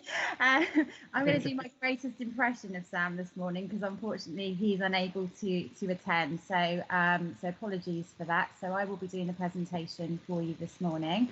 Can you see the screen okay, just to check? Yep, over to, yep. Okay, fantastic. Right. So as Councillor Latham has introduced, this is a planning application for variation of conditions 1 and 2 of the existing consent at Eversley, which extends the duration of mineral extraction, infilling and restoration. Essentially, the variation has been requested because the existing permissions run out at the end of this year. Just giving you a brief location overview of where the site is. I think some members on the committee probably have been to the site a number of times because this has been a site that has been operating for quite a significant period of time. Eversley Quarry, as it currently stands, the Chalmers Farm is part of Eversley Quarry. It lies up on the Berkshire-Surrey border. Essentially, the border is the River Blackwater, which lies just to the north of the red-lined area that you can see on the slide in front of you. And Chalmers Farm is the site that's in the Hampshire area. So essentially, that's 53 hectares in size, and you can see its proximity to the town of Yateley and Eversley Cross, which I've obviously noted out on the slide there for you. Eversley Quarry, as it currently stands, encompasses 3 sites, 2 sites of which are located outside of Hampshire in Wokingham Borough Council's administrative area. So I've noted those on the slides. That is Fleet Hill Farm and Manor Farm. Now they are related to this site because, as I've said, they relate to the wider Eversley Quarry and essentially use the access, which is in the Hampshire area, which I will explain a bit more about in a minute, to basically take the material out of the site and to bring infilling material in. So it's an interrelated site. Just for members' information, obviously these variations are seeking to extend the time for the site. There are some additional applications that have been submitted to Wokingham, covering Fleet Hill Farm and Manor Farm, both of which the determination of both of those applications do not impact our ability to make a decision today because essentially they are related to our site, not the other way around. Just moving on slightly, this gives you a little bit of a more detailed look at the site. Again, you can see the red line area in the centre of this slide. I've pointed out on the slide the designated access track off Hallsway and onto Fox Lane, which comes out onto the B3272. You can also see on this slide the adjacent workings and indeed some of the former quarrying that has already been restored, for example, into the nature conservation lakes. Moving on, this just shows you an aerial shot. Again, I've pointed out the 2 nearest settlements and the 2 quarrying areas in the Wokingham area. This is a fairly old aerial slide, unfortunately, because obviously the workings have changed significantly in recent years, but it gives you an indication of the landform. Paragraph 23 of your report outlines the quite complicated planning history on this site, so there is quite a lot of information about that. In relation to the Hampshire site and its interrelationship with the 2 sites just outside of the county boundary. So in relation to the 2 proposed changes, I've included on this slide the existing wording for condition 1, which is obviously about time limits and what is proposed. So essentially the variation is to change the wording to all buildings, plant and machinery shall be removed by the 31st of July 2023, unless otherwise agreed in writing by the Mineral Planning Authority, and the site shall be restored in accordance with the requirement of condition 2 of the existing consent by the 31st of December 2023. So that's the first variation. Second variation relates to plans and particulars, and you can see that the request has been made to amend the plans that the permission relies on. In particular, you will note in the list here quite a few additional plans relating to restoration, so changes to the restoration and anticipated restoration timescales, so tying up with the need to extend the site's timescales. So I'm just going to give you a few pictures of the site. What I will say now is Dave Smith, our enforcement officer, is still in the meeting. Dave has most recently visited this site and has got a very, very detailed knowledge of the operational site. So is available to answer detailed questions if members have them. These first two photographs show the pictures of the processing plant at Chandler's Farm. You'll note from your report that this has now been removed, and you can see the bottom photo shows the removal of that plant area. And essentially by doing this, this essentially releases the mineral underneath it for extraction in the remaining part of the consent. Extraction of sand and gravel from Chandler's Farm has largely finished in its entirety, except for the 50,000 tonnes which essentially lies under this area, and the Hall Road area, which will be extracted towards the end of the development. Any material extracted from Chandler's Farm going forward will be transported out of the site to the nearby Brams Hill quarry for processing, and there's some details about that in your report.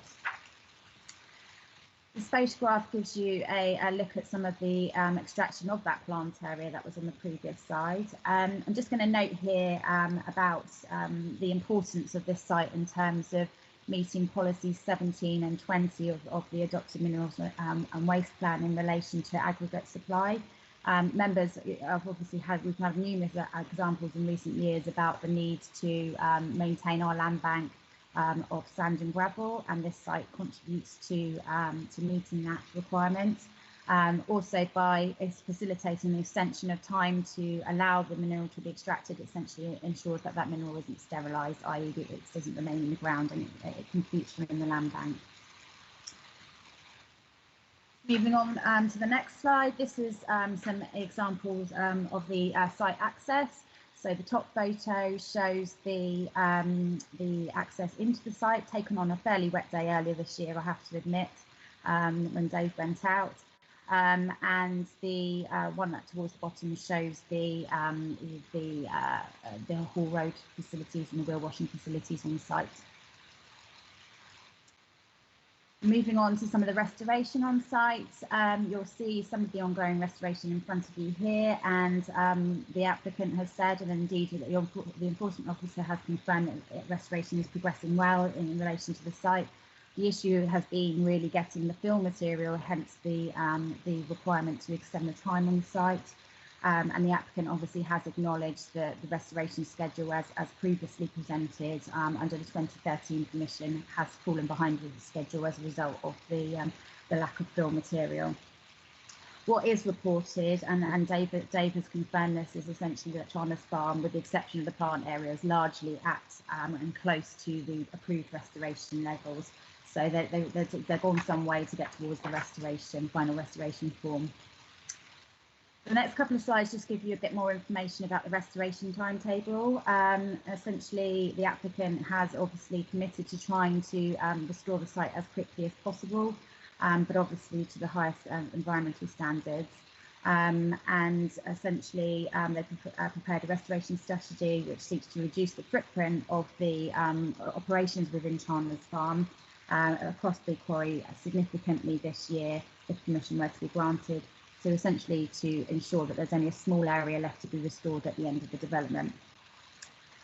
It's important to note here that I've said about at the end of the development that there will be a small area of Chandler's Farm which will require to be kept open and not restored to ensure that the operations in the sites adjacent in Wokingham Borough can be completed as well, because they rely on the Hall Road through Chandler's Farm and out onto the highway to facilitate that. This This slide just gives you a indication of some of the restoration that's proposed. Unfortunately, it's a not particularly great slide in terms of actually the detail at this scale, so apologies for that. But essentially, they will be looking to restore the site in line with the approved permission, but to include agriculture, nature conservation and recreational uses of both an informal and formal nature. And there's more details of that obviously in your report.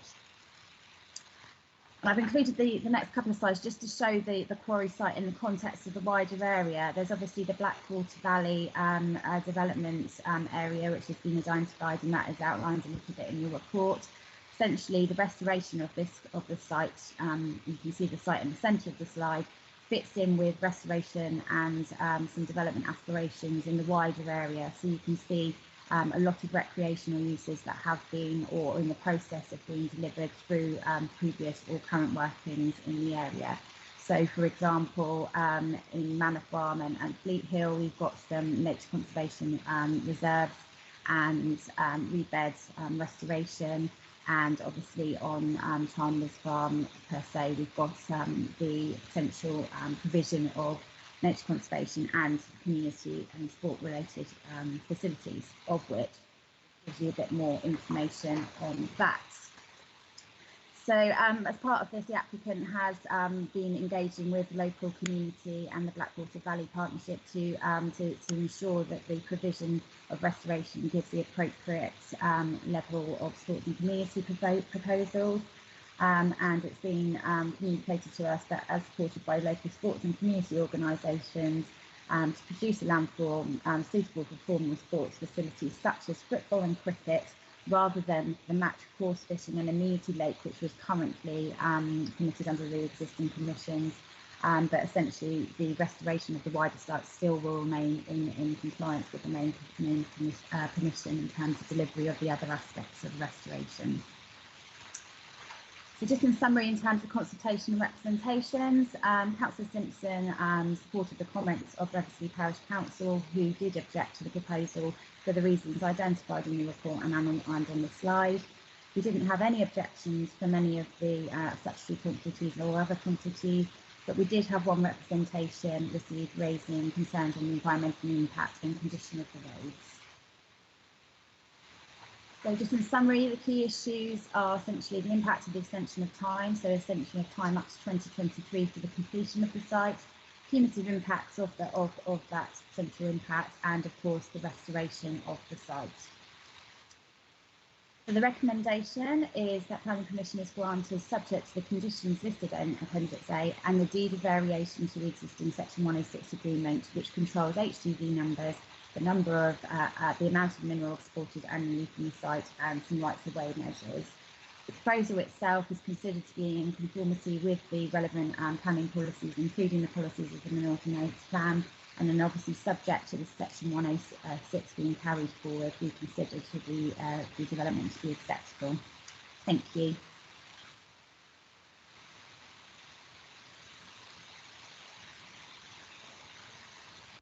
Oh, you're muted, Councillor Latham. Can you hear me? Yes, we can hear you now. Okay, thank you, Lisa, for an excellent and clear report. Members, do you have any questions of the officer?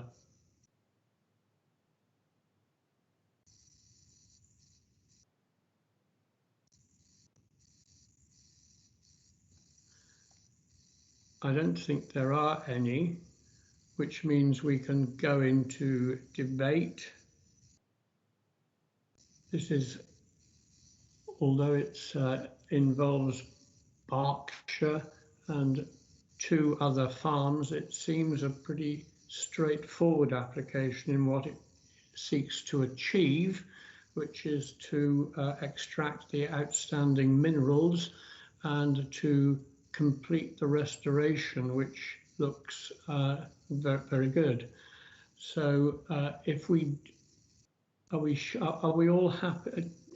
Are we all happy with that recommendation? Does anyone wish to debate it? Right, well, that looks as if we can go to the recommendation, which is on page 55. Rather than going through each one individually again, Katie, I wonder if, Katie, I wonder if we could revert to another way of taking the vote, i.e. you ask whether or not there is anyone who wishes to abstain, object, and then you can take it from there how many support. Thank you, Chairman. Yes, that's a good idea, as there's been no kind of queries or anything. Save time. So the recommendation is that planning permission be granted subject to the conditions listed in Appendix A and the deed of variation to the existing 106 legal agreement controlling HGV numbers and the amount of mineral exported annually from the site. Over to you, Katie. Thank you. So members, if I could just ask you to unmute and just speak up verbally if you wish to abstain or vote another way. So are there any members that wish to abstain from the recommendations on this item? No. Are there any members that wish to vote against the recommendation? Okay. Therefore, are all members in favour of the recommendation? Great. Thank you. That's 14 in favour, unanimous, Chairman. Thanks, Katie. I'm not going to have another break unless we get, I propose actually to push on now. So moving on to the next item is Forest Lodge, which has been deferred until September. So we move to item number 9, which is Camrose Link. And Lisa, you're on for that one as well, I think. I'm not actually, that will be Chris. So Chris will be presenting this item. Thank you, Chairman. So Chris is going to introduce this one, which is an application for a single carriageway crossing Basingstoke football ground, subject to conditions, which main one are regarding to compensation. The only opposition to the application comes from Basingstoke Council and Sports England, which is proposed subject to a agreement regarding compensation, and the road wouldn't be built until that has been agreed. Chris, over to you. It looks pretty straightforward to me, but see what you've got to say. Thank you, Chairman. I hope members you can see the presentation. We'll move immediately on to the location. The site is just north of the Brighton Hill roundabout, and the proposed works are all related to the roundabout improvements and the wider improvements in place or proposed for the A30 corridor that runs through this part of Basingstoke. So the proposal is to create a new road link in the area that's shown in red on the plan in front of you, and you'll see its relationship. You've got the Brighton Hill Retail Park on the south side of the road. You'll see here, this is the Basingstoke football ground, or former Basingstoke Football Club ground, which is a key element. And of course, you've got the Brighton Hill roundabout itself at this point here. So this is just an aerial photograph, a little bit fuzzy, but it shows quite clearly on this aerial the pitch and the retail park there. And you can see that the rest of the development on the north side, and to a lesser degree on this sort of west-southwest side, is residential. So this just shows that relationship in a little bit more detail. And I think on this plan you can see the residential areas in a bit more detail, which are, as I say, to the west and north of the site predominantly. Again, I think you'll get a better idea from this aerial photograph, members. You've got the existing Western Way running along the western side of the site, which joins up with the roundabout at Brighton Hill roundabout at this point. To the north northwest of the site, you've got residential property backing onto the application site at Mansfield Road. On the south side or the southeast side, you've got Winchester Road, the A30 itself that runs through here. And you've got this little area of housing, particularly Chichester Place, which I'm just highlighting there, which I hope you can see, which is immediately adjacent to the proposed route. So just moving on to the route itself, you can see here that the intention is to create a new junction with Western Way, just adjacent to the Buckland Avenue junction. There's a mini roundabout there currently. There'll be a new junction coming into the site, and the new road will wrap round and then join Winchester Road. And you'll see that it just shaves the end off the actual football ground at that point, but it links Western Way into Winchester Road, avoiding the need to go through the Brighton Hill roundabout. And that's the intention of the route. It will be a two-way route, 6 meters wide, that would follow through there. Just to give you a slightly more technical drawing, this one shows the route again from Buckland Avenue and the mini roundabout through the site, and it emerges out onto Winchester Road. You'll see that there are two potential access points proposed, and that's for the redevelopment of the adjacent site. So to the west of the road, there's a proposal that Basingstoke and Dean Borough Council are considering for a residential rest home on that site. And then on the larger site, which is essentially where the football ground currently is, there's a proposal for, I think it's 85 houses on that site there. Those two applications are with Basingstoke at the moment, and they are pending decision, pending the completion of replacement, an agreement, legal agreement, to provide replacement facilities for the loss of the sports ground. And those discussions are continuing, and once they are completed, then those planning permissions can be granted. The scheme involves closing the current entrance point from Western Way onto the roundabout, so you would be able to leave the Brighton Hill roundabout at this point but not enter it. But the access points to the existing properties in Chichester Place and the other residential properties on the road would be maintained.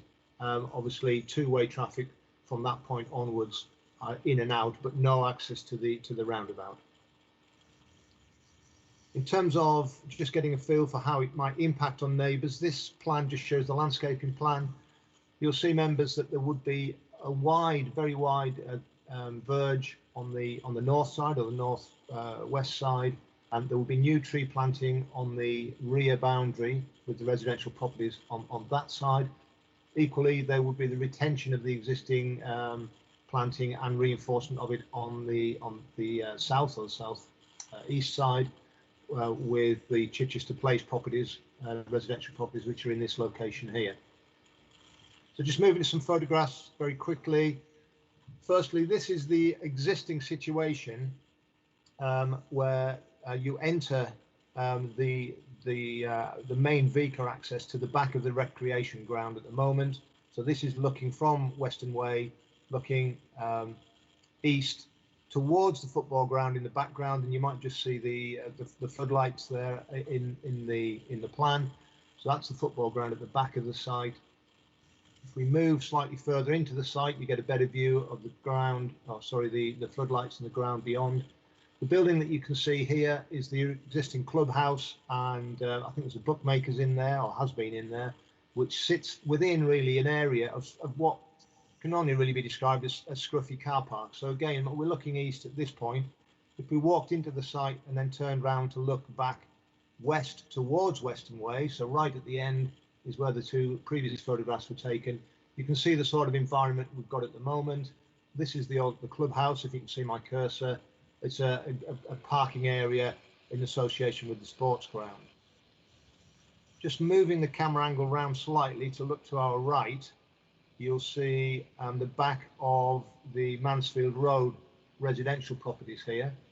So the road would come through this point essentially in front of where these vehicles are parked, with a wide green verge between the road and this boundary with the backs of the residential properties. And this boundary, as I said earlier, would be planted with reinforcement tree planting along here.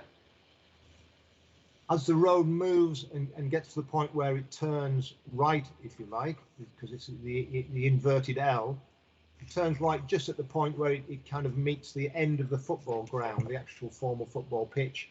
So looking at this photograph, you've got the Mansfield Road properties on your left and their back gardens, and you've got the football ground on the right. So the road swings round at this point and starts moving back towards Winchester Road. Next photograph is just looking at the boundary with the Chichester Place properties, which I pointed out earlier. Again, you can see it's got some good vegetation on it. That will be tidied up, improved with some additional planting where necessary to ensure that there's a good buffer between the new road and the residential properties in Chichester Place. As we move round then, this is a photograph now standing on effectively on the pavement in Winchester Road, the A30, looking back generally in a northerly direction. So in the background, you have the Mansfield Road properties that I've just referred to. More in the foreground here, you've got the old clubhouse and bookmakers, and I think there's a car wash in there which would be removed. And you can see again, big expanse of car parking. In this photograph, the back end of the football ground is on your right, just out of shot on your right.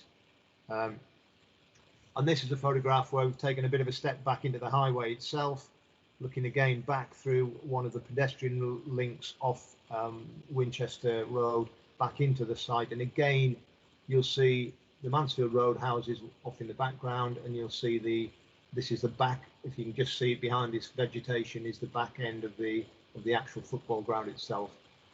So those I hope, Chairman, give you a feel for the site. And just moving on then to consultations, representations. These are set out. I won't go through them all in detail, but I will just say that Basingstoke and Dean Borough Council still maintain an objection due to the loss of the sports and leisure facilities. So they're essentially just reiterating the comments made by Sport England that no development should take place until the replacement sports pitch provision has been fully agreed and a scheme has been secured through a legal agreement, which we fully understand, and that is being addressed in a planning condition that we propose to ensure that no work could take place until that was actually fully secured.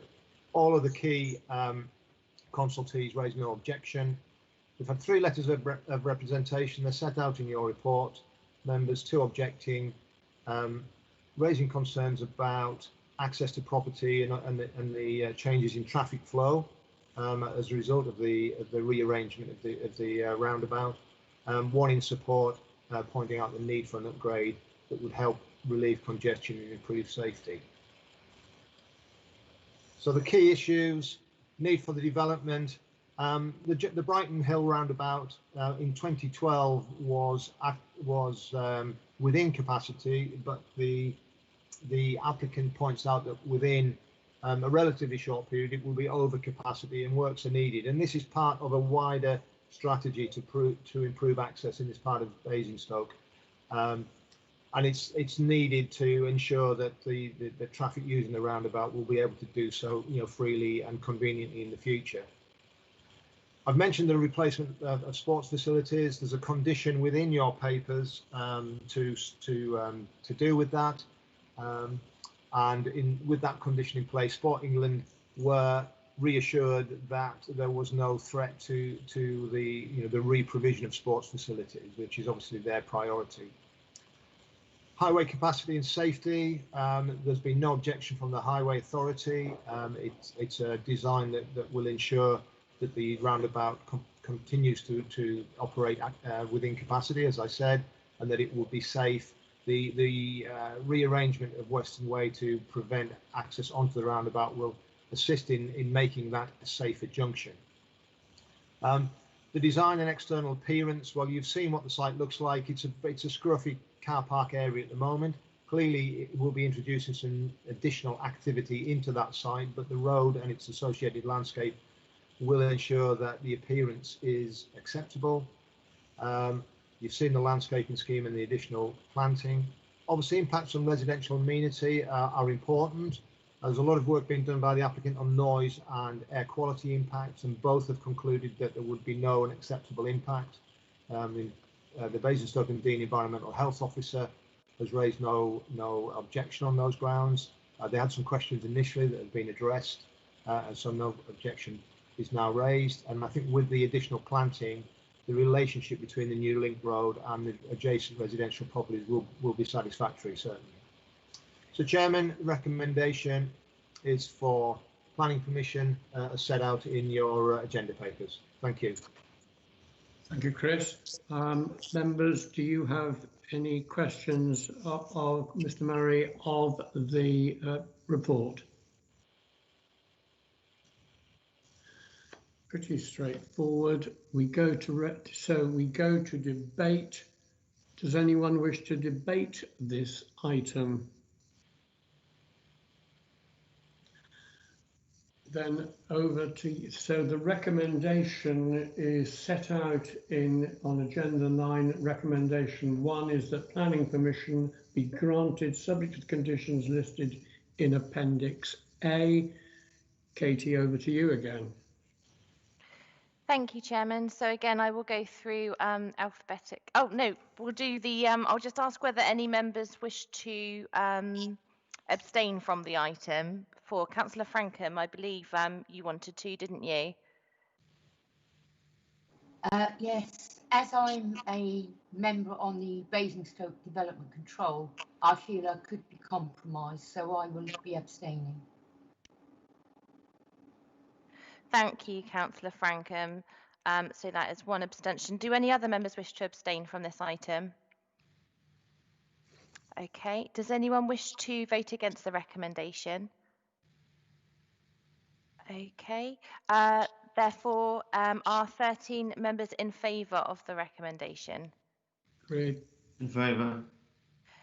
Thank you. So that is 13 in favour and 1 abstention, Chairman. Thank you, Katie. So we move on now swiftly to agenda item 10, which is the chalk quarry at Monk Sherborne. Members will remember this one, I'm sure, who were on the committee last year. It was before the committee last year, and I think in about June, and we agreed to defer any decision because the recommendation at that time was to refuse until an agreement could be reached on highway access. Over the summer, we had a site visit to the site, and it just shows how vital site visits are, because I think we all agreed that the proposed site the entrance onto the road was inappropriate, and we therefore left it to the officers to come up with an alternative solution. That is where we are, and therefore we now go forward with this one with a new access onto the site. I don't think there are any substantial objections to the application. So I'm not sure who's going to introduce this one. I've got Judith Smallman doing it. Yes. But is Judith Yes, there? can you see me? Yes, can you see me? Not yet. Ah. Hi, Judith. I think you're sharing your Teams screen at the moment. We got you. I've got you, Judith.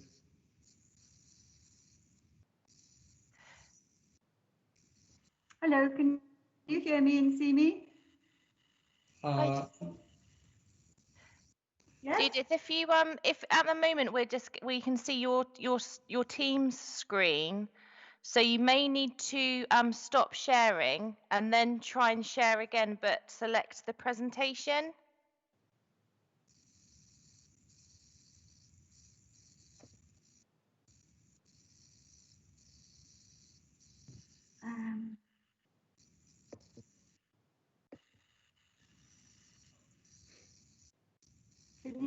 Can you see the screen now?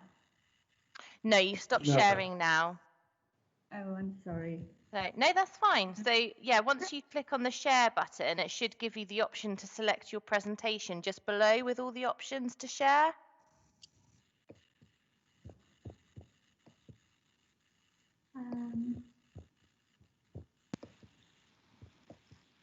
No, I'm going to have to. Judith, I've got it at this end. Do you want me to open it this end and you tell me to change the slides? Yes, please. I can't see. That's fine. I'll share the screen, the presentation this end. Right, thank you. Can you see me now? Yes? We can see the item. We can see, the yes. item. Yeah, And can you hear me? I can hear you. Good. Okay. Just give me a prompt when you want me to change the slides, please. Okay, right.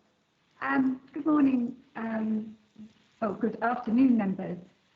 Thank you very much, Chairman, for the introduction, and I'm sorry for the short delay there. I'm presenting to you today the plan application for the proposed chalk quarry, followed by reinstatement to agriculture using inert material with ancillary development at Manor Farm, Monk Sherborne. As you mentioned, there has been a site visit which occurred in June last year, which was very informative. And following that meeting, there has been a lot of to and froing with the highways and other agencies that have raised objections at the time. But we're pleased to see that say that a revised scheme has come forward, and which appears to be acceptable to everybody. So Lisa, if you wouldn't mind putting on the location plan, please. Hello? Thank you. The site is located adjacent to the A339 Basingstoke Road, approximately 4.5 kilometres northwest of Basingstoke, which is to the northeast side of the A339. The village of Monk Sherborne is 1.6 kilometres to the northeast of the site.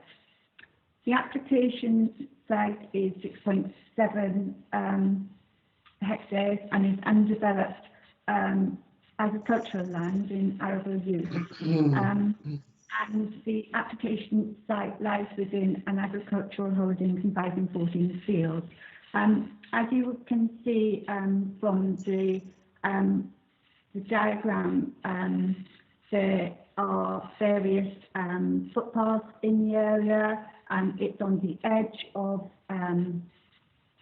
area of outstanding natural beauty, and it lies in an elevated position with a landscape of undulating arable fields.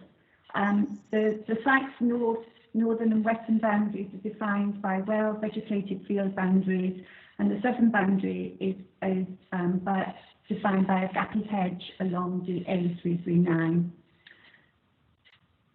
The nearest residential properties are 4 dwellings, which are northwest of the site. You can see them on the location plan. It's where it's notated Field Barn Farm.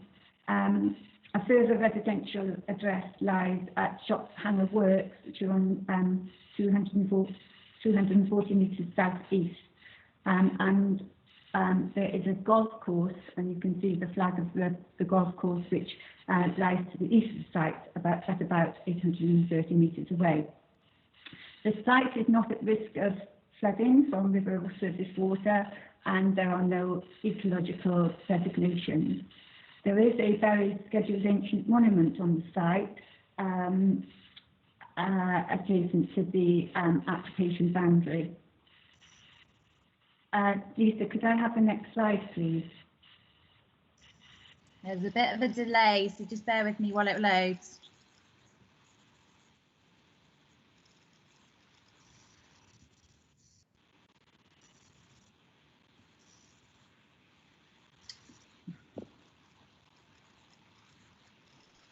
Apologies, members. I'm just going to start on resharing the screen again because there appears to be an issue with the PowerPoint presentation. Apologies for this.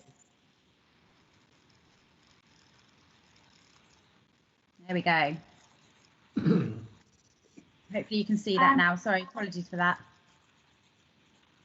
So as you can see, it's a site plan showing the relationship of the quarry with residential properties and the Basingstoke Road. And members will remember that the previous proposed access was actually at the junction of the A339 with the Basingstoke Road. But the access now is from the road which is going to be the U252, which will be leading to Monk Sherborne. Next slide, please, Lisa. It's an aerial photograph of the site, and it clearly shows the proposed application site in relation to the existing chalk quarry, which the applicant has at Manor Farm, which will actually be coming to an end of its working shortly, and it's due to be completed and restored by the end of 2021. The proposed access for the site will actually be the same access that the existing quarry currently uses on the A253. It also shows the buildings on there shows the shot hanger works as well, which is at the main junction of the U253 with the A339 Basingstoke Road. Next slide, please, Lisa. These are some photographs of the U253, which leads down to Mount Sherborne. The proposed access to the development is on the left-hand side, in front of, not where you can see the, well, near where the lay-by area is, and it's 10 metres in from its junction with the A339. Lisa, could I have the next photo, please? Here again is another photograph showing the entrance to the site with its junction. So you can see that the road light going quite straight down into the Monk Sherborne area. And the next one, please. This is the access from the A. Can I just interrupt, Chairman, if I may? Yeah, do. I think we're showing the old presentation here. That's what I was coming to the conclusion about. Yeah, that one was the one we rejected, isn't it? Yeah. Yeah. Can I just give us a second until we get the correct one open? They start the same, but I'm afraid they then are quite different. So we need to go back. We seem to the team have sent the old presentation to me, so bear with me a second. I'm just going to get it up. Lisa, I have it open and can share it if you wish. Yes, that's fine. Yeah, sorry about that, Chris. It came through from the team incorrectly. Thank you. I can see I've got it on my screen too. So so where would you like me to start from? Can I show you the first of the photographs?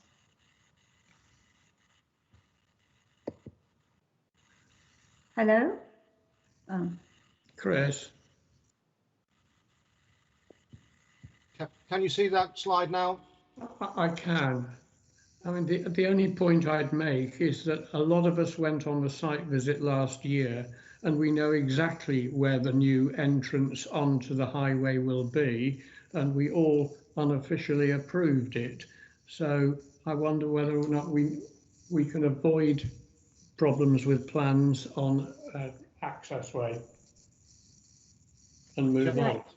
Chairman, happy to move through quickly. I'll just show you this red line plan, just so that members are no doubt that the access is now from the lane here, as you can see with the labels. rather than in the corner of the site, which you Yes, had previously. correct. This is a photograph of the entrance, and you can see it's got a central turning area, right lane turn into the road, with the ghost island, etc. So it's very much a more preferred access from the highway authority point of view. You can see it there. We'll just move on into the site. This is where the site comes in. So Judith, do you just want to pick it up here and quickly go through the rest of the presentation, please? Yes, are you moving the photograph? I will do that for members, yes. Yes, please. Can you hear me? Yes? Yes. Yeah. Yes, good.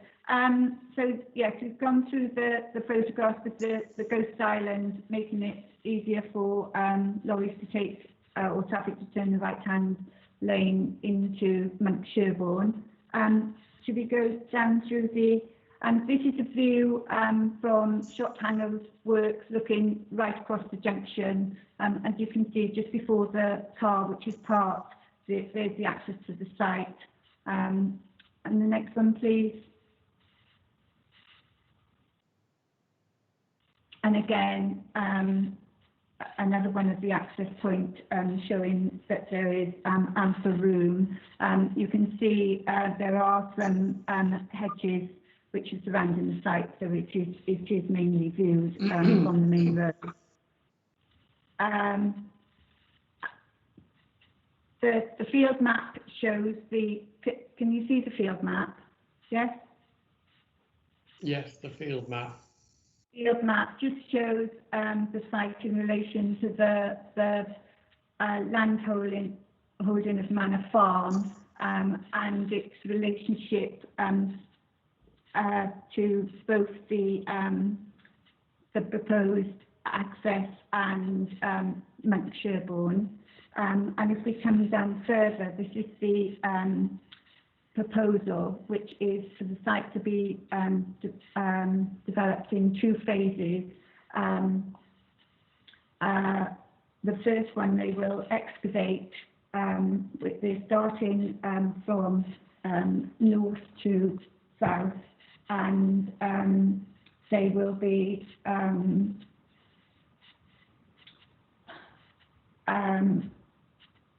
excuse me, phasing plan.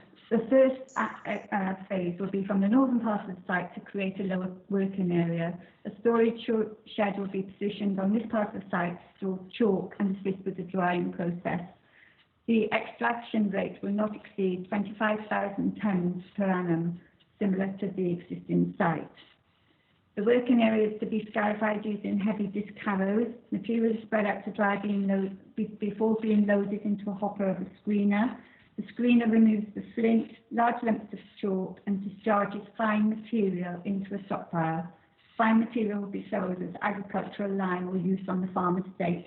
It's important at this point to refer to the fact that this is the only quarry in Hampshire that provides agricultural lime to farmers in Hampshire.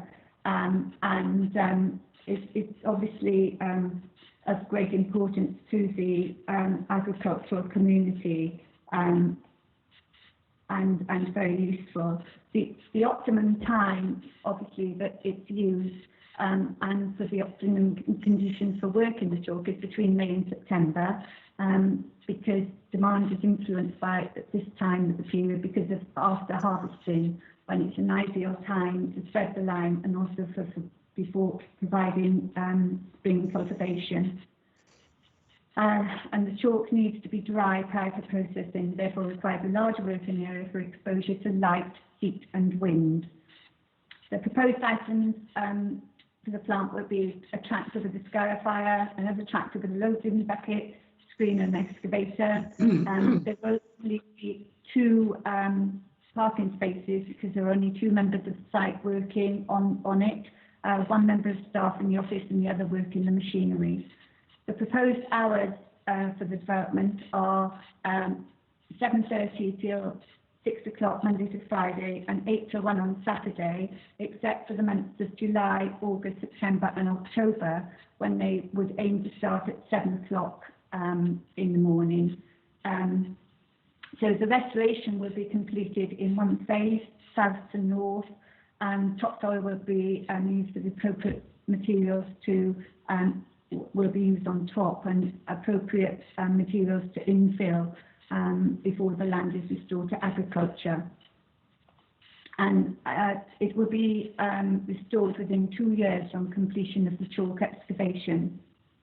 In terms of consultations and representations, there have been a number of letters of support, principally from the users of the chalk in the area. In terms of consultations, no objections have been received apart from the North West Downs AOMB officer, who raised objections to the original proposal on the basis of the development being visible from the local public footpath, and providing a bund which will be an alien feature to the undulating landscape and impact on dark skies with external lighting. However, there have been no response to the second round of consultation with the revised access, and the county landscape officer, who had previously had similar concerns, is now actually happy with the proposal, subject to as additional information has been submitted.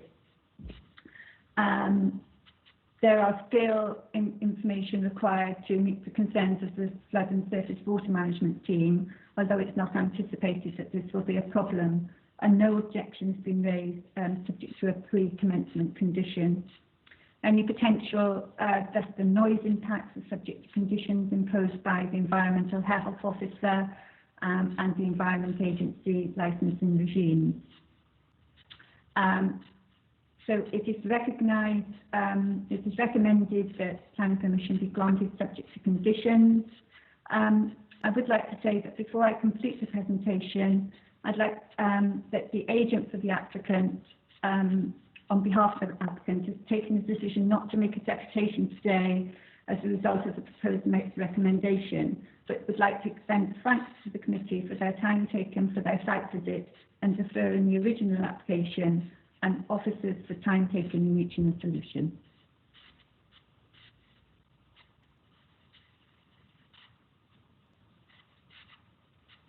Thank you, Judith. Thank you for that report.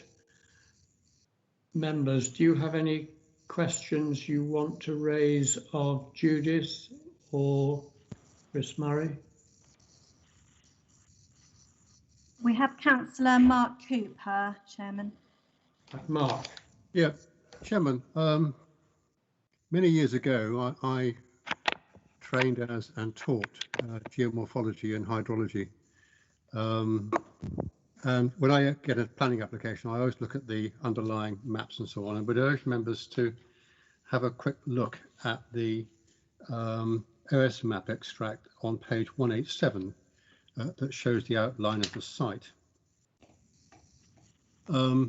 That's all quite clear. You will see, in fact, that the contour lines there are shown at 5-metre intervals, and that you can actually see the site is the beginning of a spring sapping zone where groundwater moves away from the site and then over time lowers the surface into a dry valley.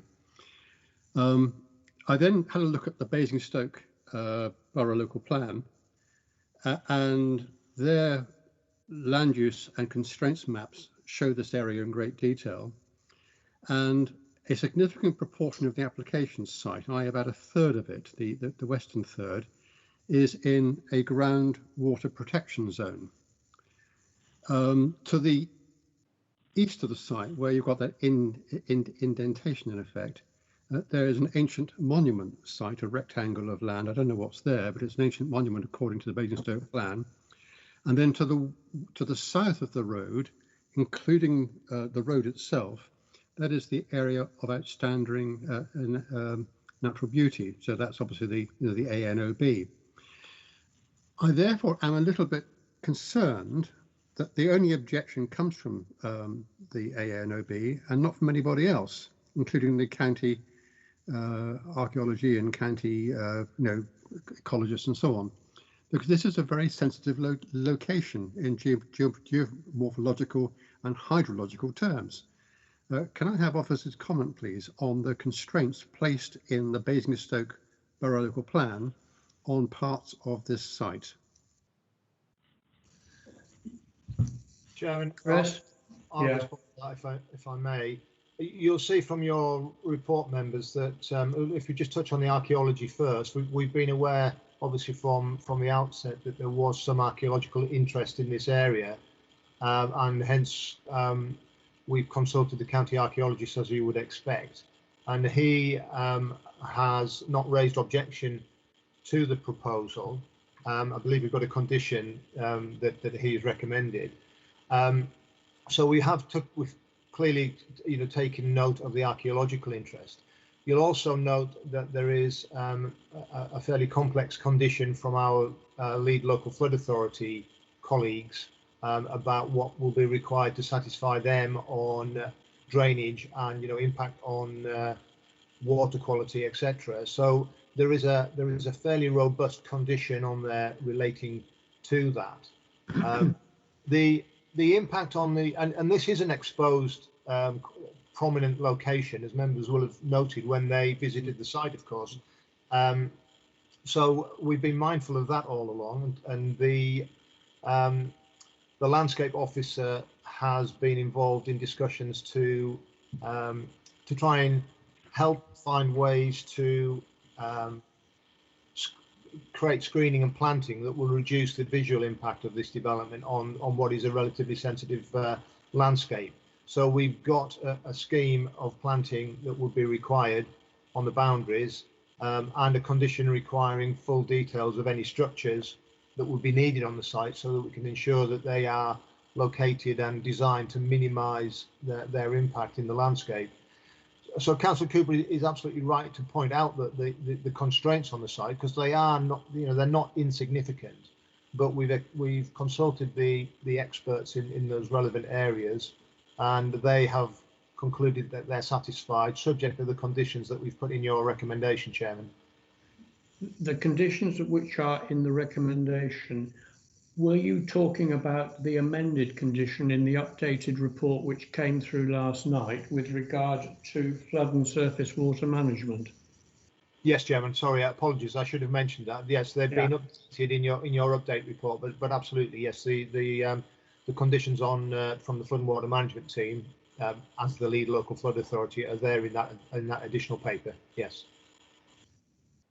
So I don't know whether that additional condition makes you a little happier, Councillor Cooper.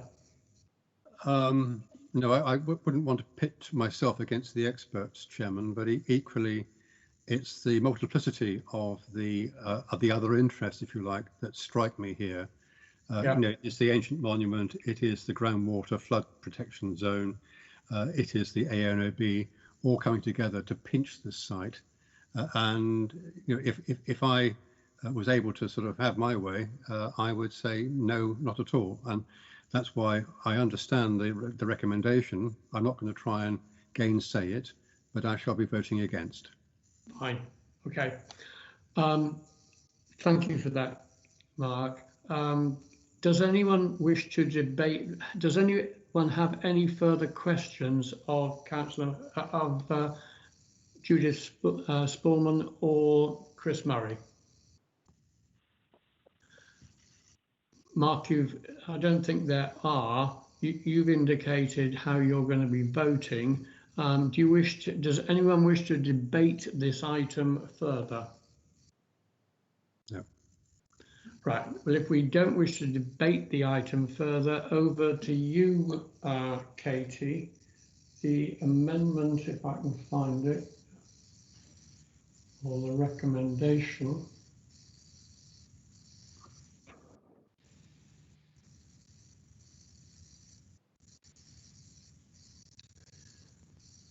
Right, the recommendation is that planning permission be granted subject to the conditions listed in Appendix A and in the updated report. Thank you, Chairman. Okay, so do any members wish to abstain from this item?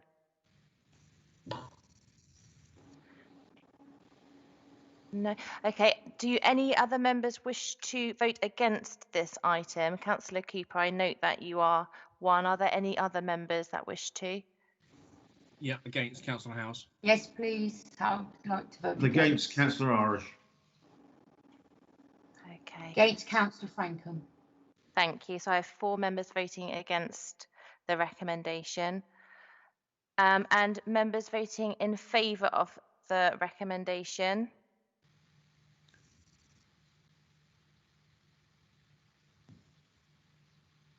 Yes. Okay, so at the moment I have no abstentions, 4 members voting against the application, and therefore 10 members in favour of the application. That recommendation is there. Thank you, Katie. That recommendation is therefore approved. So we move on to what is becoming a familiar item, Blue Haze.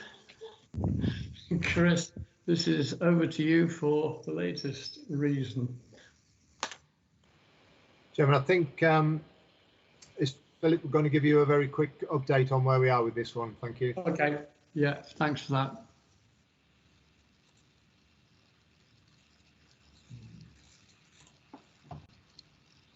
Thank you, committee. I'm just setting up the quick presentation now. I won't be a second. There we go. Hopefully that's clear on all your screens. We are referring to Blue Haze. The committee may recall that back in 2019, April 2019, we considered an item for variation in order to extend the timescale for the landfill at Blue Haze by 10 years.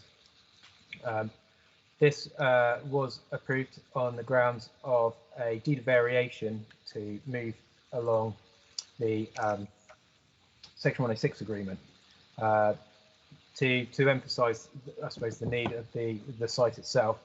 Blue Haze is our sole landfill site, and so the variations to allow for that 10-year extension. There's been challenges for those signatories of the Section 106 agreement in order to get it secured, in order to allow them to have permission for that extension of time. And they've extended numerous times over the last year until now. The reason up until the last time the committee considered was based on the complexity of the signatories. There's 7 different constituencies, including Dorset County Council, and that's resulted in some challenges for both Hampshire County Council legal team as well as the applicant. I should note at this point the applicant has been quite proactive in trying to deal with issues and has good communication with the Hampshire legal team. Now there's also an impact over the COVID-19 pandemic, and that's caused I suppose a lot more added level of complexity on top of that of those signatories in order to secure this legal agreement. Just for a bit of background knowledge, the legal agreement is looking to address 3 core things. One is to do with HGV routing agreements on certain roads in order to ensure that those HGVs stay off minor roads in the area. One is the management agreement for the nature conservation and provision of footpaths.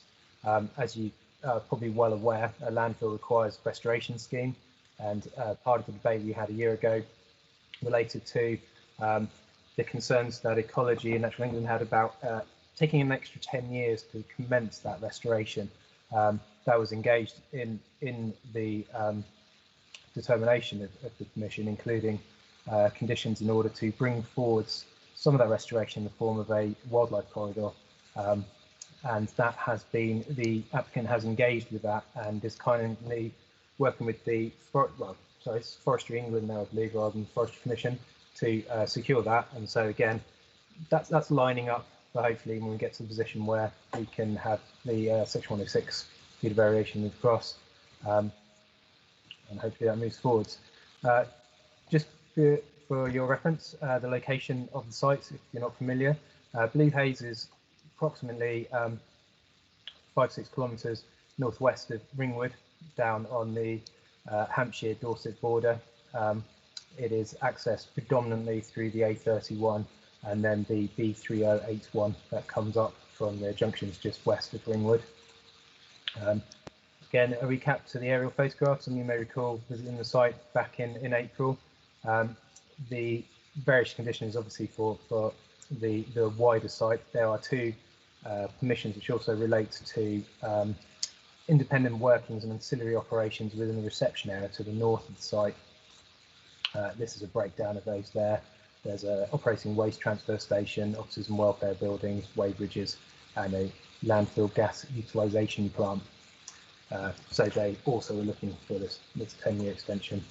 And so it brings us to the recommendation to look to request an extension of time until 31st December 2020 to achieve that satisfactory completion of the deed of variation to allow that planning permission to be implemented. Thank you for your time. Thank you for that, Philip. Can I just ask Caroline Stickland, does she know of any legal reason for the protracted delays? I mean, this was granted by us in April 2019, so it's well over a year now. And I wonder, I know we are told that there are difficulties, but I wonder whether they are legal or who's responsible for the delays. Thank you, Chairman. My understanding is that the agreement has now been agreed and has been signed by all of the landowners and is currently with the mortgagee. Then it will be transferred on to DEFRA and then Dorset before coming back to Hampshire County Council. So the wheels are in motion and there should not be too much further delay. Yeah, that's positive. Yeah, understand where we are now. Okay, so we go to the recommendation.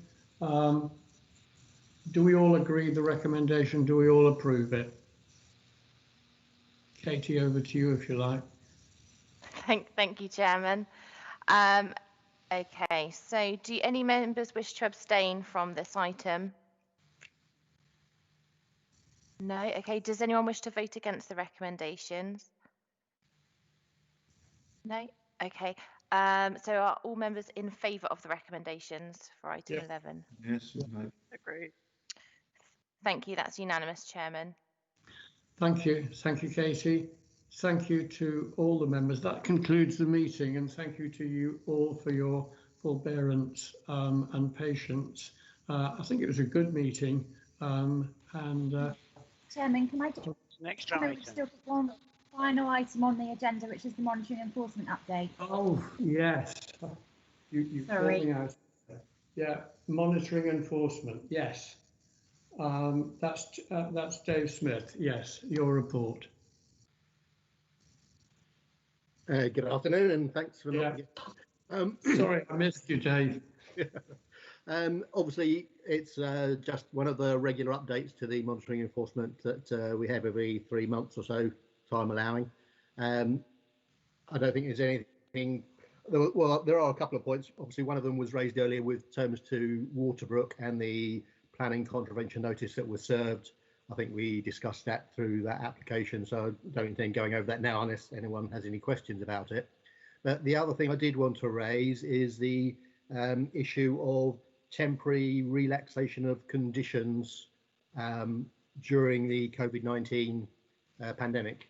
Obviously, you would be aware that the government gave advice quite early on in the process that councils should be pragmatic and flexible when it comes to enforcing planning conditions and considering requests from operators to relax some of those conditions, primarily either working hours, stockpile heights or lorry numbers. We have set up a protocol whereby that if we get any such requests, we do a semi-formal report, which then is forwarded to the applicant. The local member is informed, the parish council is required, or the liaison panel is required to be informed. And I've also said that I will be updating yourselves in this update. Up till now, we've had 4 requests. 2 of them were for the A303 facility in terms of stockpile height and longer term working, and to extend the area to stockpile some of the material whilst they couldn't actually use it in construction projects. But that now seems to be coming back on stream, so that is less of an issue. We have a meeting with Raymond Brown tomorrow to discuss that particular issue and to get their views on whether they actually need the extension anymore, or whether they're going to have to go through a formal process of applying for an extension of time formally rather than just as a temporary relaxation. We've also had a similar request down to Manor Farm down at Milford. That's for increased lorry numbers to allow them to keep up the new surge in the construction industry, which is positive from that point of view. Again, we've agreed that, and they've informed the parish council. And the final one is in a report, and I can't remember where it was for the last one. Oh, it was Collard's up at Eversley Haulage Park, the waste transfer recycling facility. Again, that was to do with lorry numbers because they were the only recycling facility active up there. So they needed to increase the numbers during this period to cope with their demand. But I say all of those have been agreed on a temporary basis, and we will review them going forward in the next few months to see whether they've managed to cope with that relaxation, or whether we need to then formalise it and actually require an application. Thank you, Dave. Any members have any questions on Dave's report?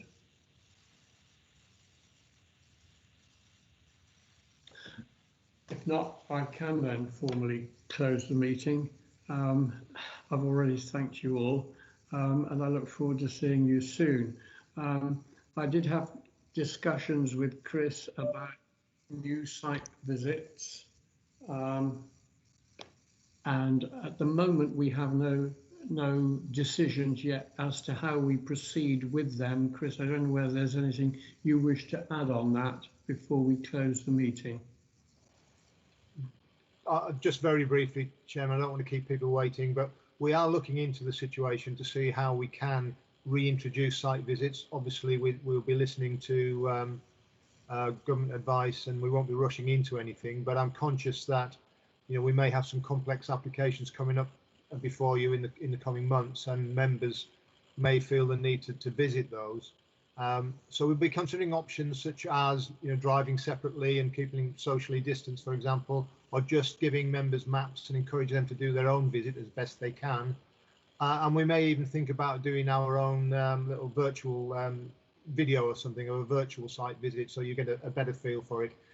In the meantime, we'll try and make sure we get as many photographs as we think we need to give you a good feel for the situation. But as soon as we're able to get back to you know, normal service on site visits, then we'll let you know. But we'll keep you informed. If members have any thoughts or any ideas of their own, then feel free to drop us an email as to you know, how you think we might tackle it. But we'll keep you informed going forward, Chairman. Thank you, Chris, and thank you to all for attending, and I look